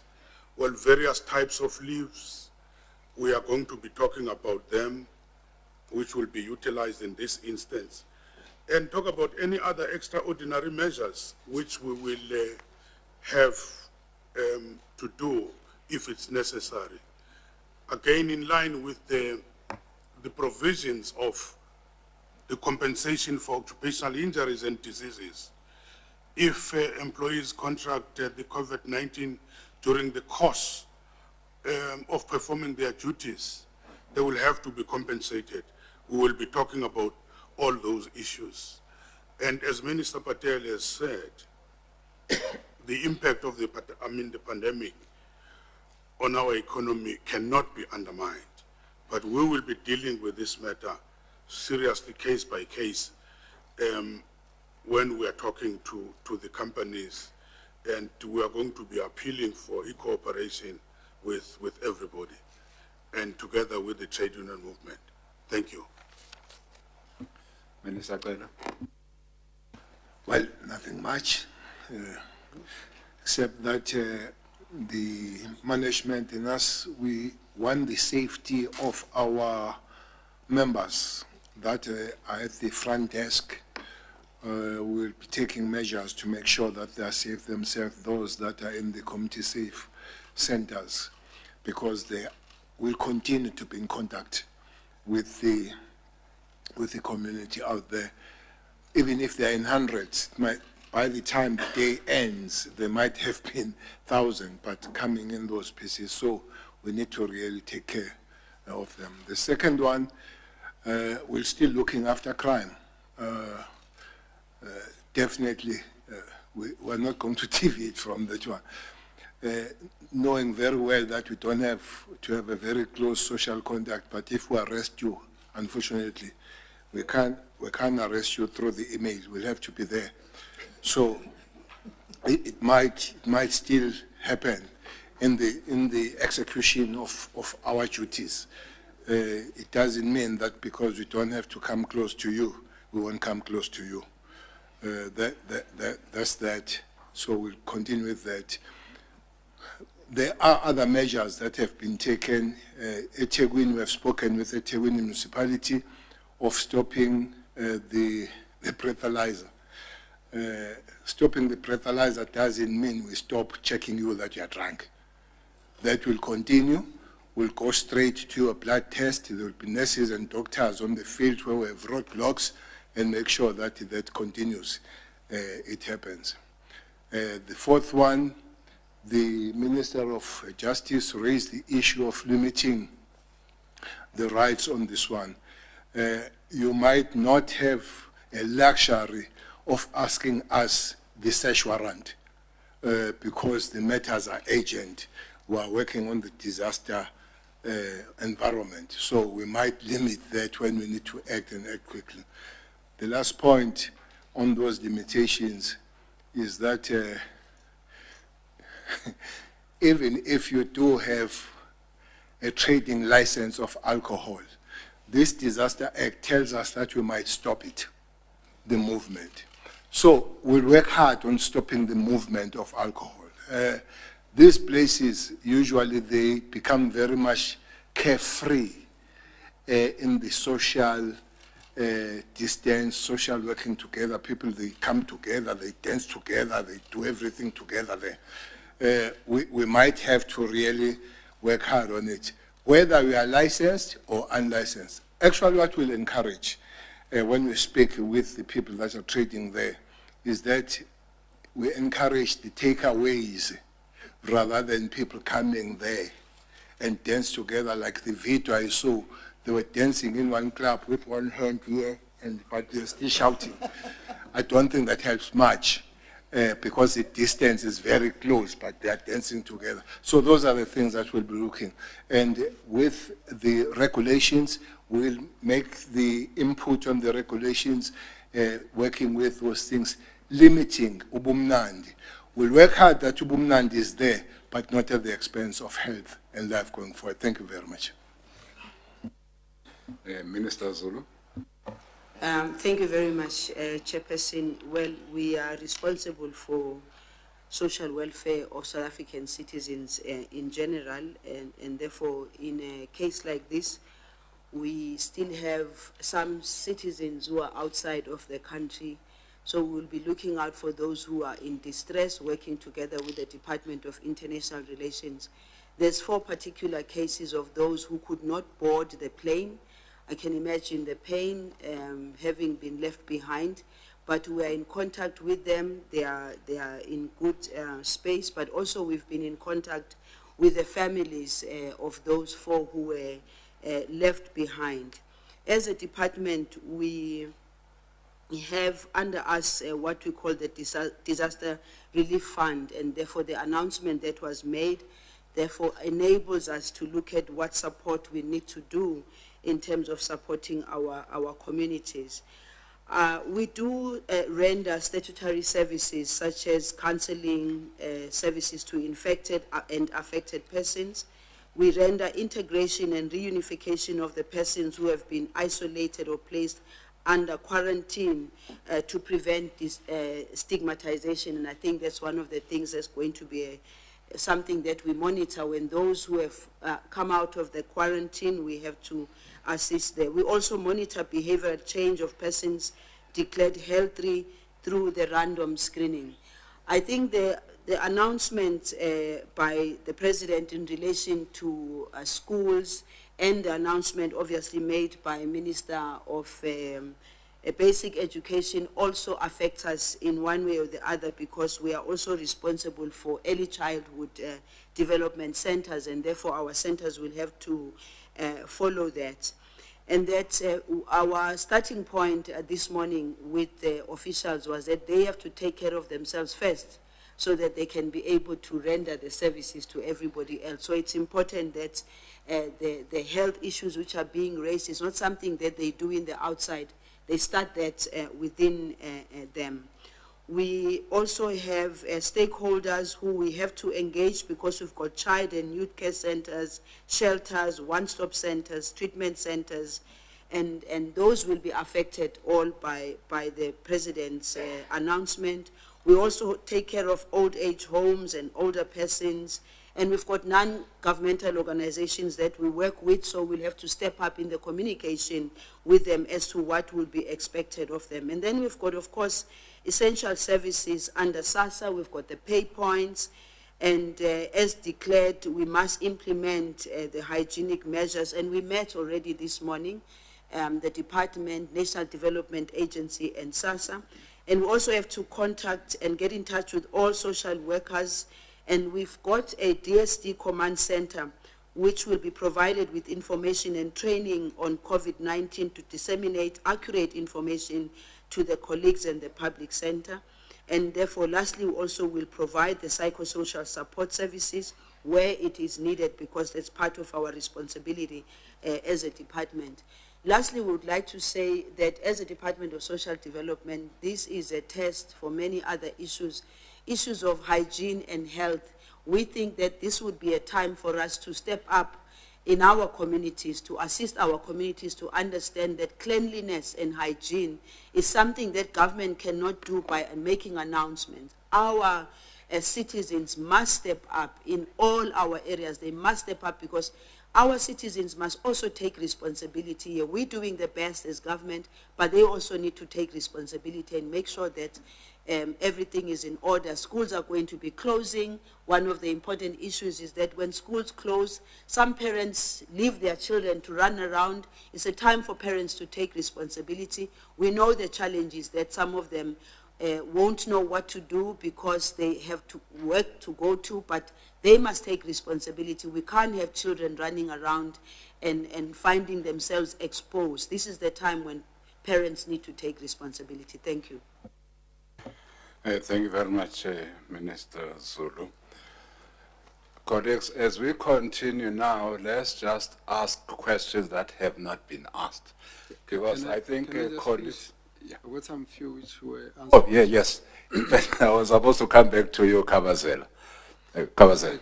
Thank you very much. I think in brief, I think one point we need to make very strongly is that the real concern which makes government to take these steps is because we are concerned about particularly the communities, particularly the poor, the working class in the townships, in the informal settlements, in the rural areas where resources are scarce, where a lot of services also do get challenged. That's why we have to strengthen pretty much the issue of the prevention, because that's the cheapest and the easiest to help to stop the spread of the virus. So we're going to be intensifying on the communication, reaching out to community leaders, as we have heard, councillors, traditional leaders, churches, and so on. We're meeting the churches on Thursday. We're meeting a number of other leaders, as we indicated. So we're going to give them pamphlets, go to radio, get the talks on the radio, so that we can reach out to the largest number of people. So people must understand and not so we demystify this virus. So we also need to use the schools, the teachers teaching the children hygiene and also about the coronavirus. I think the important issue is that the strain of the inequality of our society is going to be most visible at this point. And for all the epidemics or the outbreaks that we have to deal with, we always find that it's always needing more resources to deal with in the particularly in the rural areas or in the poor areas. We've dealt with in the past cholera. We've dealt with malaria and others. Which we've just come from the issue of listeriosis. So the focus on the underprivileged communities is actually the thrust of why we're taking this route. So we will be looking at community health workers and expanded public works workers to help, so that they can help in propagating the information, as well as also assisting in augmenting the tracer teams, so we can have as much information to the communities. You have heard about what you need to do on the taxes. So I think that's the part that for me is actually quite important. The point that has been raised, just to make a specific reference, right now we're dealing with the Disaster Management Act. Where it helps us most is that it shortens the supply chain management processes and makes it easy for coordination of various departments, and that's why it has been important, because it helps us to be able to divert resources and get actions done in areas where there's need. So when we move out and deal with some of the issues of widening the use of sanitizers and so on, of course that's not going to happen now. It's something that we're going to have to be building up on. And when I said that we need to observe in the next couple of weeks, we're going to observe, and then we hope that working together with our people, as long as we've got enough information, we know that our people are going to respond positively. So a question was asked about how many beds do we have. Our figures are that we've got 87,309 beds. 813 of those are ICU in the public sector, and in the private sector, 2,146 beds. 161 of those are ICU beds. We are engaging with the private sector to see where we need to assist each other. I think we need to be aware that right now we really don't have a lot of admissions. We're just talking about getting ready so that whilst we contain the numbers, we must be ready to admit those and hospitalize those that need to be admitted. The other cases now, the other cases that someone asked about, what about these suspected local transmissions? Those are under investigation, and we will confirm them as soon as we have all the information. For example, one of them is a 3-year-old child, and who's a source, who's linked to a contact, but we're trying to establish the exact connection between them. So that's why we're not going to go into more details about it. But it looks like the parent was not unwell. The parent, it was the child that was unwell, so this one was tested. So we're trying to establish the link as to where that link is. That one is in KZN. The one in Gauteng, again, was trying to establish the link because if someone has got a local transmission, we want to try and see whether we can locate where that could have come from. So it's actually already very, very important to focus on that. The issue that we're raising here is that these measures, all of them are really to encourage the community to be working together with us to reduce the spread. And we'll say we want to flatten the curve. So the numbers that are rising need to slow down. The numbers of people who ultimately get to be infected must be less. The level of severity of the disease has to be milder so that we can actually cope. At the end of the day, at some point, each one of us will have actually had coronavirus, will have breathed it in and out. And so we need to understand that it's going to happen, but what we want to do is to contain it such that it doesn't give an explosion that overwhelms the health services. That is what this is all about. And therefore, community mobilization and getting community to participate is important. So we believe that the best to succeed on this is to ensure that everybody understands and therefore plays their role in the prevention of the infection. So all of these things that we're discussing, a lot of them might be issues that we can never even reach if we are able to get everyone to understand that we need to all participate in the limiting the spread of the infection. Thank you very much. Thank you, Doctor. Colleagues, the Minister of Basic Education mistakenly said schools are closing on Tuesday. She has given me a note now that says the correct closure of schools date is Wednesday, the 18th of March, 2020. So we continue, colleagues. We have answered almost all the questions that you are going to ask, but nonetheless, we still come to you. 1, 2, 3, 4. Oh, that's it. You! Repeat. I'm not taking repeaters, please. I am not taking repeaters. Yes? Yes, yes, yes, yes. I'm not taking repeaters. You did ask the question. No, we are not getting repeaters. Thank you very much. Can we start, Madam? Thank you very much, Granita Hunter from the Sunday Times. Minister Lamola, if you could please perhaps assist as to what is the criteria, if there is a criteria or tipping point that's clearly identified when the state of emergency will be invoked. Minister of Health, is there any backup in terms of people who rely on public health care for chronic illnesses as to how they will get medication and how will they be assisted? And the Minister of Home Affairs, is this... Can we allow you 2 questions? Thank you very much. Next. The name is Ahmed Waja from Radio Islam. Karabole Tlatla, CNBC Africa. My question is for the minister who just departed. I wanted to know if Minister Tito Mboweni can further elaborate with regards to the consultations they're having with the Financial Services Conduct Authority and banks.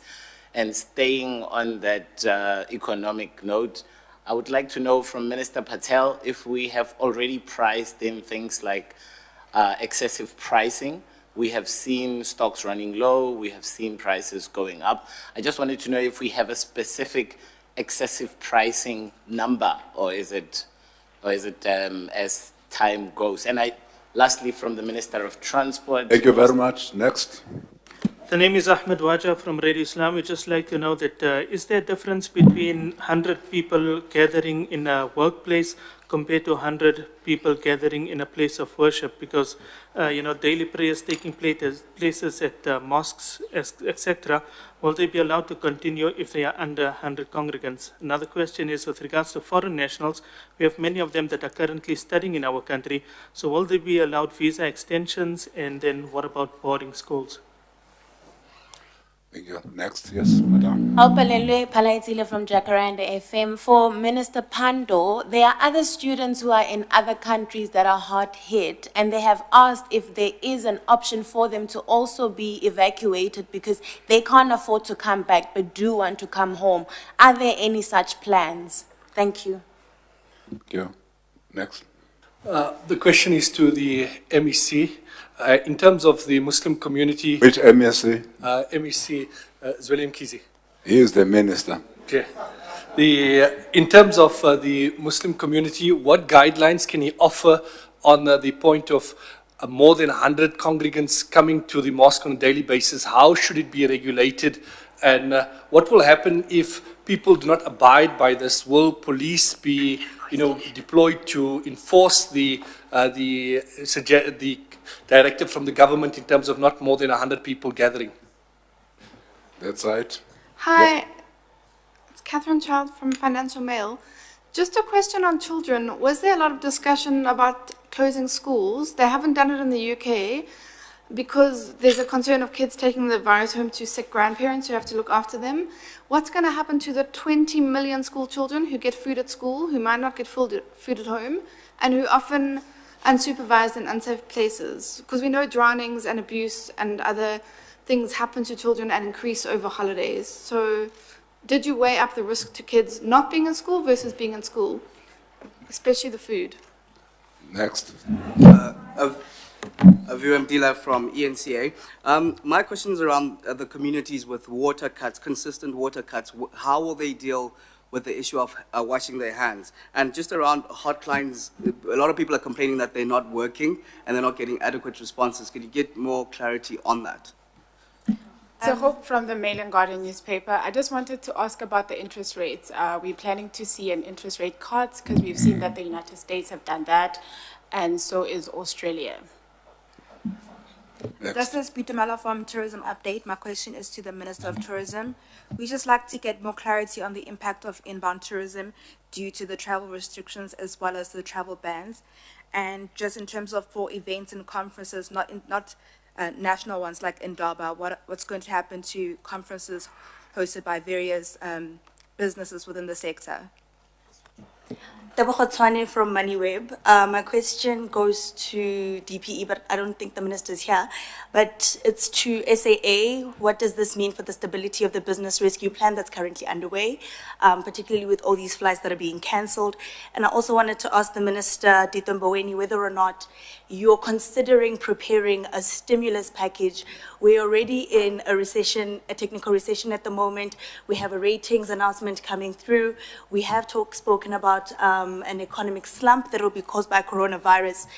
At what stage will we start considering things like a stimulus package, and what will it consist of, and which sectors will sort of be identified as possible sort of sectors that can be stimulated? Thank you. Hi, thanks. It's Governor again. The President has asked everyone who has traveled out of the country to these high-risk countries since the middle of February to present themselves for testing. Where and when should these people present themselves, and at whose cost will the tests be conducted? Chekwane Tladi from ETV. I just want to ask Minister Mkhize as to whether we are still, can be assured that we're still ready, because last month I think he said something that we are ready in terms of dealing with the coronavirus. But then I hear a lot of things like issuing of pamphlets to churches and whatnot, which I believe they should have been done maybe 2 weeks ago or since the beginning, so that people can learn and know about the coronavirus. Thank you. Yes. Buleli Treaty, ETV News. Maybe just a quick question as to who will be providing the sanitizers, the local taxi ranks, and of course taxi ranks across the country. Thanks. You are the last one. Cindy Siwatwala from Newsroom Africa. Just a question, I'm not sure if it's been addressed. How do ordinary people, if they think they could possibly have the virus, be tested? Excuse me, Minister. Excuse me, Minister. We didn't get an answer to the question about the Easter church gatherings. You've got thousands and thousands of people who will be attending. We didn't get an answer to that at all. Thanks. Colleagues, we know that some of the answers you can't get now, but I think there was a response that there are meetings that will be held with the leaders of the religious sector. But be that as it may, I think you can repeat that, Minister Mthethwa.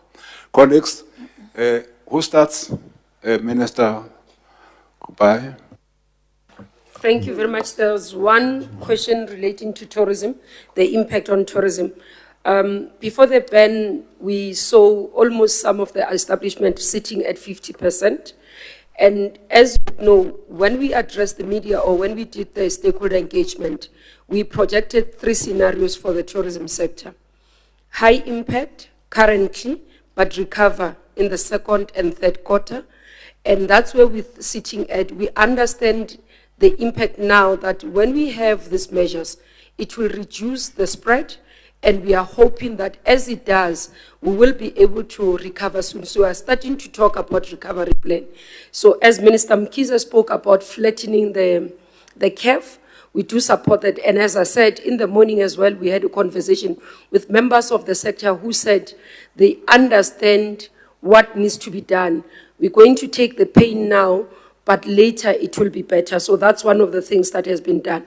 The conferences that we have supported the bidding as the Department of Tourism and through SAT and our bidding bureaus across the provinces, we are currently engaging with those who are organizers or hosters of those conferences to be able to postpone them to later.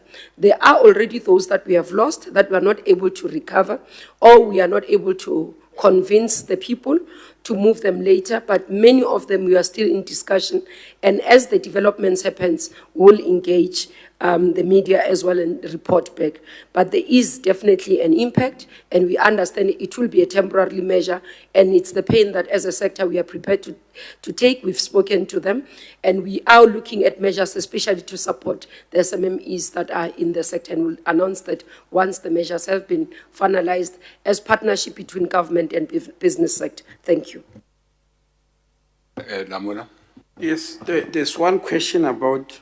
Before you, Mr. Lamula, okay, take it, I'm sorry, yes, continue. Yes, there's one question about visa extensions, and study visas were mentioned. Look, there are various types of visas, study visas, business visas, we extend them and renew them routinely when it becomes necessary to do so. So I don't think the issue of visas for people who are already studying will be affected in any way, except if the person wants to go home, depending on which country they are going to, then the normal measures which you have mentioned here will start kicking in.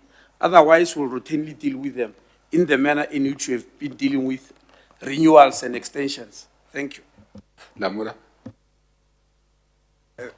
Thank you, Minister Mthembu. As Minister Mkhize had said, that, and it's what I have also said, that with regard to the issue of a state of emergency, our view is that that will be a very extreme measure, which at this stage is not necessary. What I was explaining is the constitutional powers that the President has and Cabinet and the various legislations that we have at our disposal, which we can use from time to time. So at this stage, we are dealing with the state of national disaster, which is what we are emphasizing on and which we are responding to. And the national state of disaster gives us sufficient limitation of the rights that we need to do to be able to curb the spread of the disease. And as I've said, I've spoken about Section 36, and the rights that could be limited by the Disaster Management Act and the various legislation, including sports and so forth, include Section 15, the right of freedom of religion, belief, and opinion. Section 17, right of assembly, demonstration, picket, and petition. Section 18, right to freedom of association. Section 21, right to freedom of movement and residence. Section 22, right to freedom of trade, occupation, and profession. Section 24, right to an environment that is not harmful to their well-being. Section 27, right to health care. Section 31, cultural... As read, Minister. Yeah. As read. Those are the Disaster Management Act give us at least the leeway to affect those kind of rights. So thank you, Chairperson. Thank you, Minister Pando. Thank you very much, Chairperson. There was one question which we'd left out, and that was with respect to China. Clearly, China has made commendable progress through the steps taken by the leadership of the People's Republic of China. Nevertheless, as the government has indicated, in China the situation is not totally clear, hence this reference to high risk. Will South Africa go exactly the same route? No, it's not going the route as proposed. We do not have a particular area that is an epicenter, hence the measures that are proposed are of general application in the country. But we do recognize the immense steps and the success and achievements that the People's Republic of China has recorded. With respect to students, one of the difficulties that we have confronted, and perhaps Minister Nzimande will also speak to this, is that many South Africans abroad do not register their presence in the current country at our missions. We've been appealing to all South Africans overseas to approach their local mission and to register so that if there is a need for assistance, we know how to reach them and we are able to assist when necessary. The key action at the moment, should you be in an area which is high risk, is to follow the prescripts that those governments have issued, which is self-isolation, and to seek medical assistance if one feels by any means that they may be infected or are exhibiting the symptoms associated with COVID-19.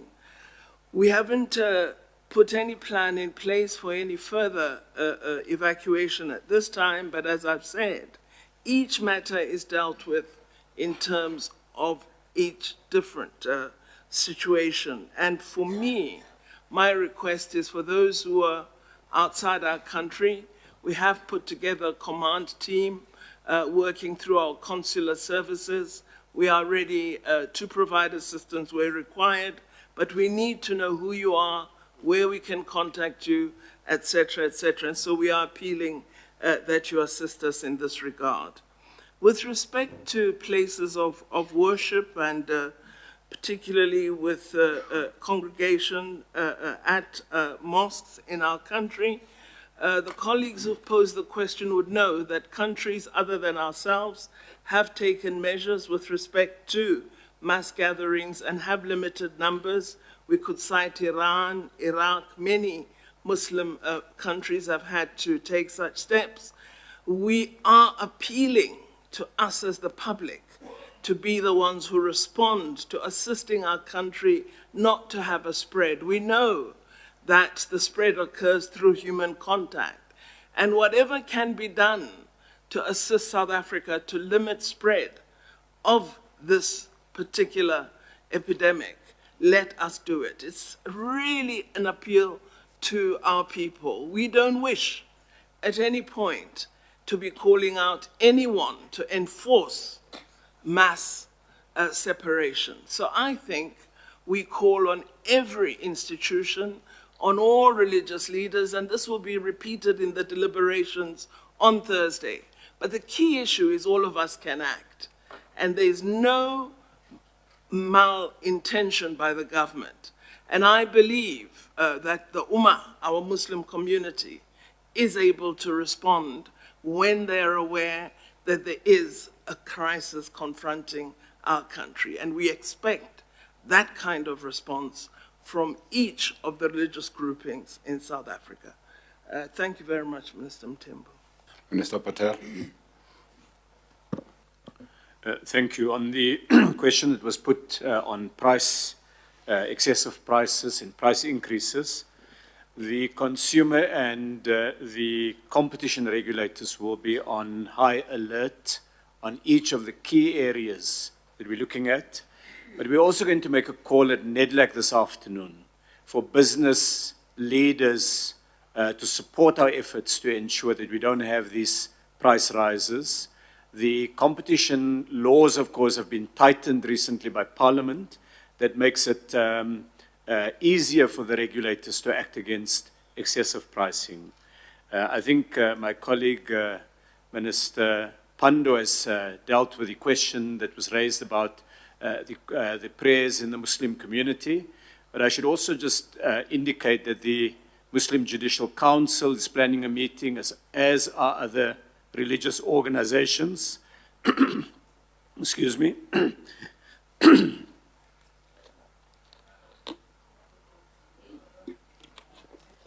Did you hear what they said? What did they say? Okay, I'll tell you outside of this one.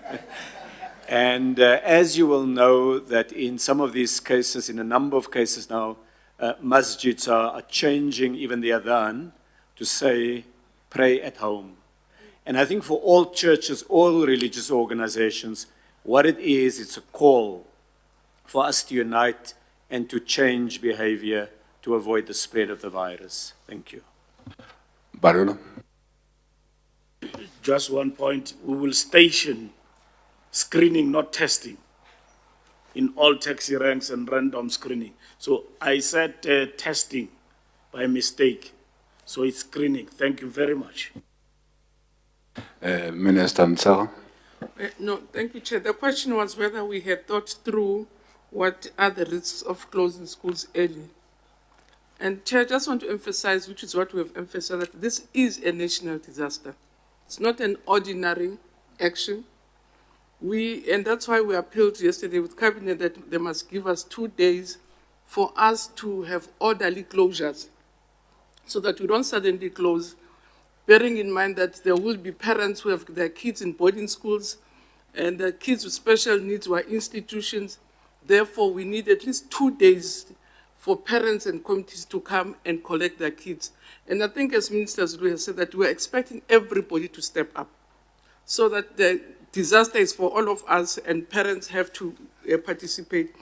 And Chair, without underestimating the importance of education, we'll be closing for 2 days early. Communities were going to take care of their kids next week, from next week. So they'll do that which they always do in really dealing with holidays. We close for 3 weeks in June, and communities know how to look after their children. So it's not a new thing. In December, they close for 6 weeks. So we expect communities to use the very same coping mechanisms, but in addition, we are asking communities to assist, but there is no way, because we have thought about different matters as the sector and the money. There's no way we can take care of 12 million kids outside the education system infrastructure. And therefore, we rely on communities and parents in particular to step up and make sure that they work with social development and everybody else to deal with the disaster as a national disaster so that all of us step up and do something different. But we're not going to do anything different outside what we normally do. We're not going to have special programs. We're not going to run feeding schemes that we advise. It's just not going to work. We've assessed our capacity, it's not going to work. We won't be able to do it. So parents must take that responsibility and communities must assist. Minister Mteto. Okay, it's the emphasis that this 100 affects all our lives, whether it's social, sporting, whatever. But it's not also carte blanche. The thing about this 100 is that it has to be local South Africans. If it involves foreign people or foreign persons, it will be prohibited. So it's not only on one or two aspects of our life, it's all of them. And it's obvious. If you have, for instance, sporting activities, we are not going to have them going forward because we have to abide by this very number 100. Minister of Finance, Babum Bowen. Thank you very much. I suppose that when a pandemic explodes, policymakers are faced with a number of immediate things to deal with, and also the sequencing of policy.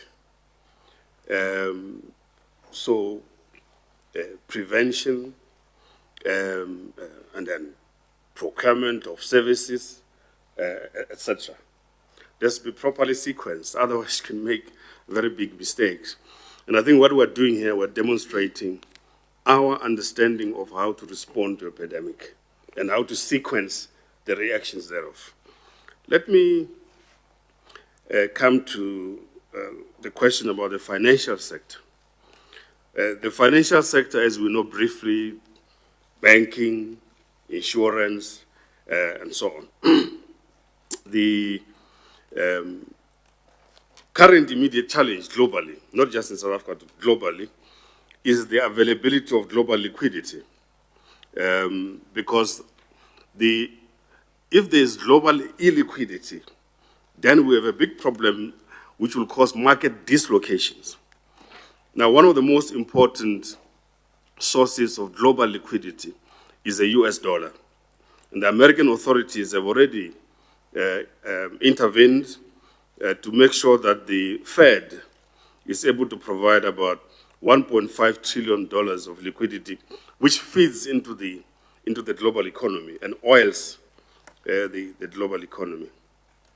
Second issue we're faced in the financial sector is the market risk, which is arising from large reductions or falls in share prices right across the world, which actually in practice means that many people's wealth is being reduced as a result of market developments. People hold bonds and shares and so on. And so Minister Patel and myself will be holding meetings with the leadership of the Johannesburg Stock Exchange to see what actions can be done. To see what can, I don't want to spook the market, but we'll be having discussions with them. Then you've got insurers. Insurers normally have exclusions from pandemics. And this is something that is to be discussed because they will say, for example, that insurance covers don't cater for things like conference cancellations, flight cancellations, and all kinds of exclusions. Now, I'm not saying that we're going to force them to stop the exclusions, but a conversation in a situation like this is necessary so that we're all working together. As far as the banks are concerned, banks, as you know, are critical to our economic system, both in deposit taking and lending. They provide mortgage bonds and other forms of financing. So a conversation needs to be had about what to do in the times of crisis. Let's assume a number of workers are unable to go to work for one reason or the other, but they have a bond with a bank. What does that mean? It's a conversation to be had, not to force ourselves on them, but to say, let's have a conversation about all those things. So I think that kind of conversation is necessary. I suppose our primary objective at this moment is that the economy does not grind to a halt. It must continue to operate. Because if the economy grinds to a halt, it means that we have got less tax revenue. Less tax revenue, it means we're not able to finance all these activities that we want to finance. So whatever we do, let's not panic anybody. Just keep sure that the economy keeps moving so that all these things we want to achieve can be achieved. So somebody said something about a stimulus package. Well, before we get into that, let's get the economy going as it is and move forward. Let's make sure we don't get into a prolonged recession. That's what we need to do by keeping things moving, not panic anybody, write on your pages responsibly. Don't panic the employers to send workers home and so on. Stay calm, but follow the protocols as the minister has indicated. You know, I know some of you think that you can solve all the world's problems by the South African Reserve Bank reducing interest rates. You're wrong. But the South African Reserve Bank, I'm sure, knows its responsibility in times of a pandemic. So don't over-pressurize them. Leave the conversation to me and the governor of the South African Reserve Bank. It's taking place, so don't worry about that. Thank you very much. Kabaza. Thank you very much. I think when we end this, we should alert the media that we're not likely to have this size of press conference with so many ministers and so long. What we will be doing is to just keep updating, and if there's new information, each minister will be able to give us information, as it were. But we'd like to appeal to the members of the media. Sometimes it's not easy to resist what sounds like a nice angle, but which may actually create a problem in the way you send the message across. I think it's important for us to know that we need the message to be sent as much as possible to the public in a way that the public is able to look at the issues and discuss them and understand what is the information. And I'm raising this just as an observation. Sometimes you'll have a question, what needs to be done, and you'll outline the steps. And then after that has been played, you'll then get, so many voice notes and so on coming up, debate the issue in the absence of someone who can actually correct them whilst they are happening. So I think we need to try and create that balance as we discuss. The specific question related to chronic medication. Part of what we're going to be working on together with our partners in PEPFAR and other NGOs is to increase the capacity to release stock for longer periods, 3 to 6 months, so that people who are well but are on treatment can actually get their treatment if they don't need to see a doctor. Then it helps to decongest the hospitals. The point that's been raised by Minister Lamula, I want to endorse. We're not talking about triggering the state of emergency. We're just saying to you that we hope all of these activities are going to work, because if we work together with South Africans, including the media, we should be able to turn this whole situation around. And we're making a point that countries that were able to turn this around started to move early. Now, the other question was raised, and I also want to support the Minister for Basic Education. The schools were going to close. So it might just be a few more days or weeks, but the point is that the schools were going to close, and it's part of a normal cycle. So the question of what we do with the children is basically more to say that we actually are taking, adjusting on an existing program that the children were going to be having anyway. We will therefore be looking at areas where there might be challenges with water. We are aware that there are those kinds of areas. But can we send the message stronger to those who do have water, to say that we are saying that people must actually have the habit of washing their hands? Because quite a lot of people walk into the bathroom, walk out without washing their hands, and the water is there. And so when we problematize the one problem, we need to be aware that the bigger message that needs to go is for those who don't have the problem. And then those who do have a problem, we're going to have to work together to try and solve that problem. We have been, someone asked about the hotline. let me say that the hotline is actually overworking. At the moment, at some point, they gave us a record of something approaching 100,000 calls in a day, which is the number is so high that some of them are prank calls. And I think we want to discourage people to just want to try and test if it works. And I suspect a lot of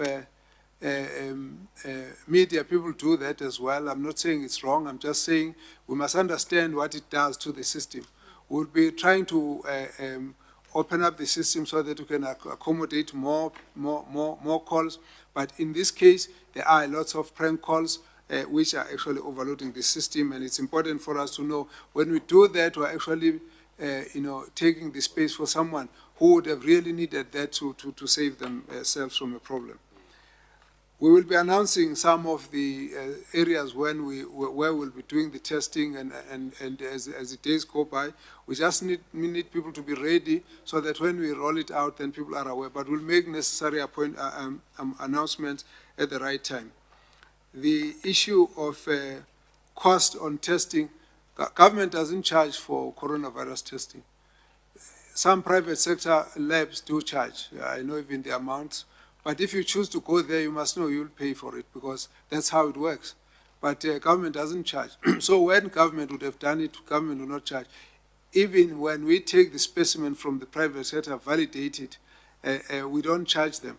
And so the problem is really not a question of whether people can afford it or not. Those who can afford it, I'm sure they know they can go to the private sector. But if you need it, it can actually be done at the public sector without the cost. But what we don't do, we will be focused as to where we do the tests, and therefore we identify the people that we want to test and so on. So we wouldn't like everybody to walk out of this house and say, I also want to get a test. We do have a criteria of being able to do that. The issue around the churches has also been raised. We're going to be discussing with the churches. Government doesn't really want to take decisions for the churches, but obviously this is a national guide, so we're going to engage with them on that particular issue. And I also want to say, we are preempting a rapid rise in the numbers. We haven't reached the point where we are not able to cope. So somebody asked a question, we said we can deal with it. We said, at the moment, we have not even used a small percentage of the beds that we have available. Because a lot of the people who are needing attention don't need to even be admitted. So when we said we were ready, people mustn't say when we're trying to escalate. Now the question is, why are you wanting to do that now? Why shouldn't you have done it long ago? But we've been here talking to the media, explaining the coronavirus. There's a lot of interest, and people are actually understanding what we're discussing. So what I think is important for us is to say that we're going to escalate it. We need to actually continue to intensify the communication at that level. But we have not yet come to a point where we would say the system is cracking. The system is not cracking. What we are saying is that let's escalate the limitation of contact, increasing testing, so that the system should never be overwhelmed. We're saying we want to flatten the curve. So we need to understand the approach. The approach is saying we want to move ahead of the epidemic so that we are not caught. That's why we're taking the steps. But it's not because right now we are caught. Right now we are running out short of beds. Right now we don't have space for quarantine. No. But we're going to increase the space for quarantine. We're going to increase the beds for dedicated treatment. We're going to increase the capacity for testing. We're going to increase the tracers. We're going to increase communication with community leaders. All of this is to actually make sure that South Africa remains ahead of the curve. That's really the understanding. I think we must keep the balance so that we don't create an impression that already the system is collapsing. It hasn't. And we actually are saying we want it not to collapse. So all these things that are being put by the ministers are to try and move ahead of the process. So we want to really plead with the media to actually continue to work with us to make sure we inform our people properly about this whole situation. As we are here, we just wanted to make sure that media understands as well that we're always ready to engage and to give as much information as possible, because you are the best medium for us to be able to communicate with the public. So, but as I've said, they will just be issuing statements with fewer of us, maybe sometimes not even as many, or sometimes just get statements. When that is the case, this must not create a precedent to say, yeah, but where are the 25 ministers that were supposed to be in a press conference? Let's just understand that that I say that in lighter vein, just to make sure that when we have meetings, you'll get to expect individual ministers to give information. But thank you very much, colleagues, and thanks to everyone. And once again, I want to say thank you to the media and all the officials that have been part of this whole team. The work continues. Thank you. Colleagues, before we close, the President yesterday announced that there will be a formation of a national command council. We want to assure you that that command council has already been appointed by the President. We will circulate a statement from the Presidency which will indicate members of the Coronavirus National Command Council. So work is indeed being done. So at the level of Cabinet, as we have come to brief you, there will be a team that will be seized with this matter, led by Health. Again, I join the ministers. Thank you very much, ministers, for coming here and further elaborating on what the President said to the nation yesterday. Members of the media, again, thank you very much. As Minister Zweli Mkhize has said, you are our medium of communication with the people of South Africa. Let's work together to keep our people informed on this matter. Thank you, and thank you very much. This meeting and this press conference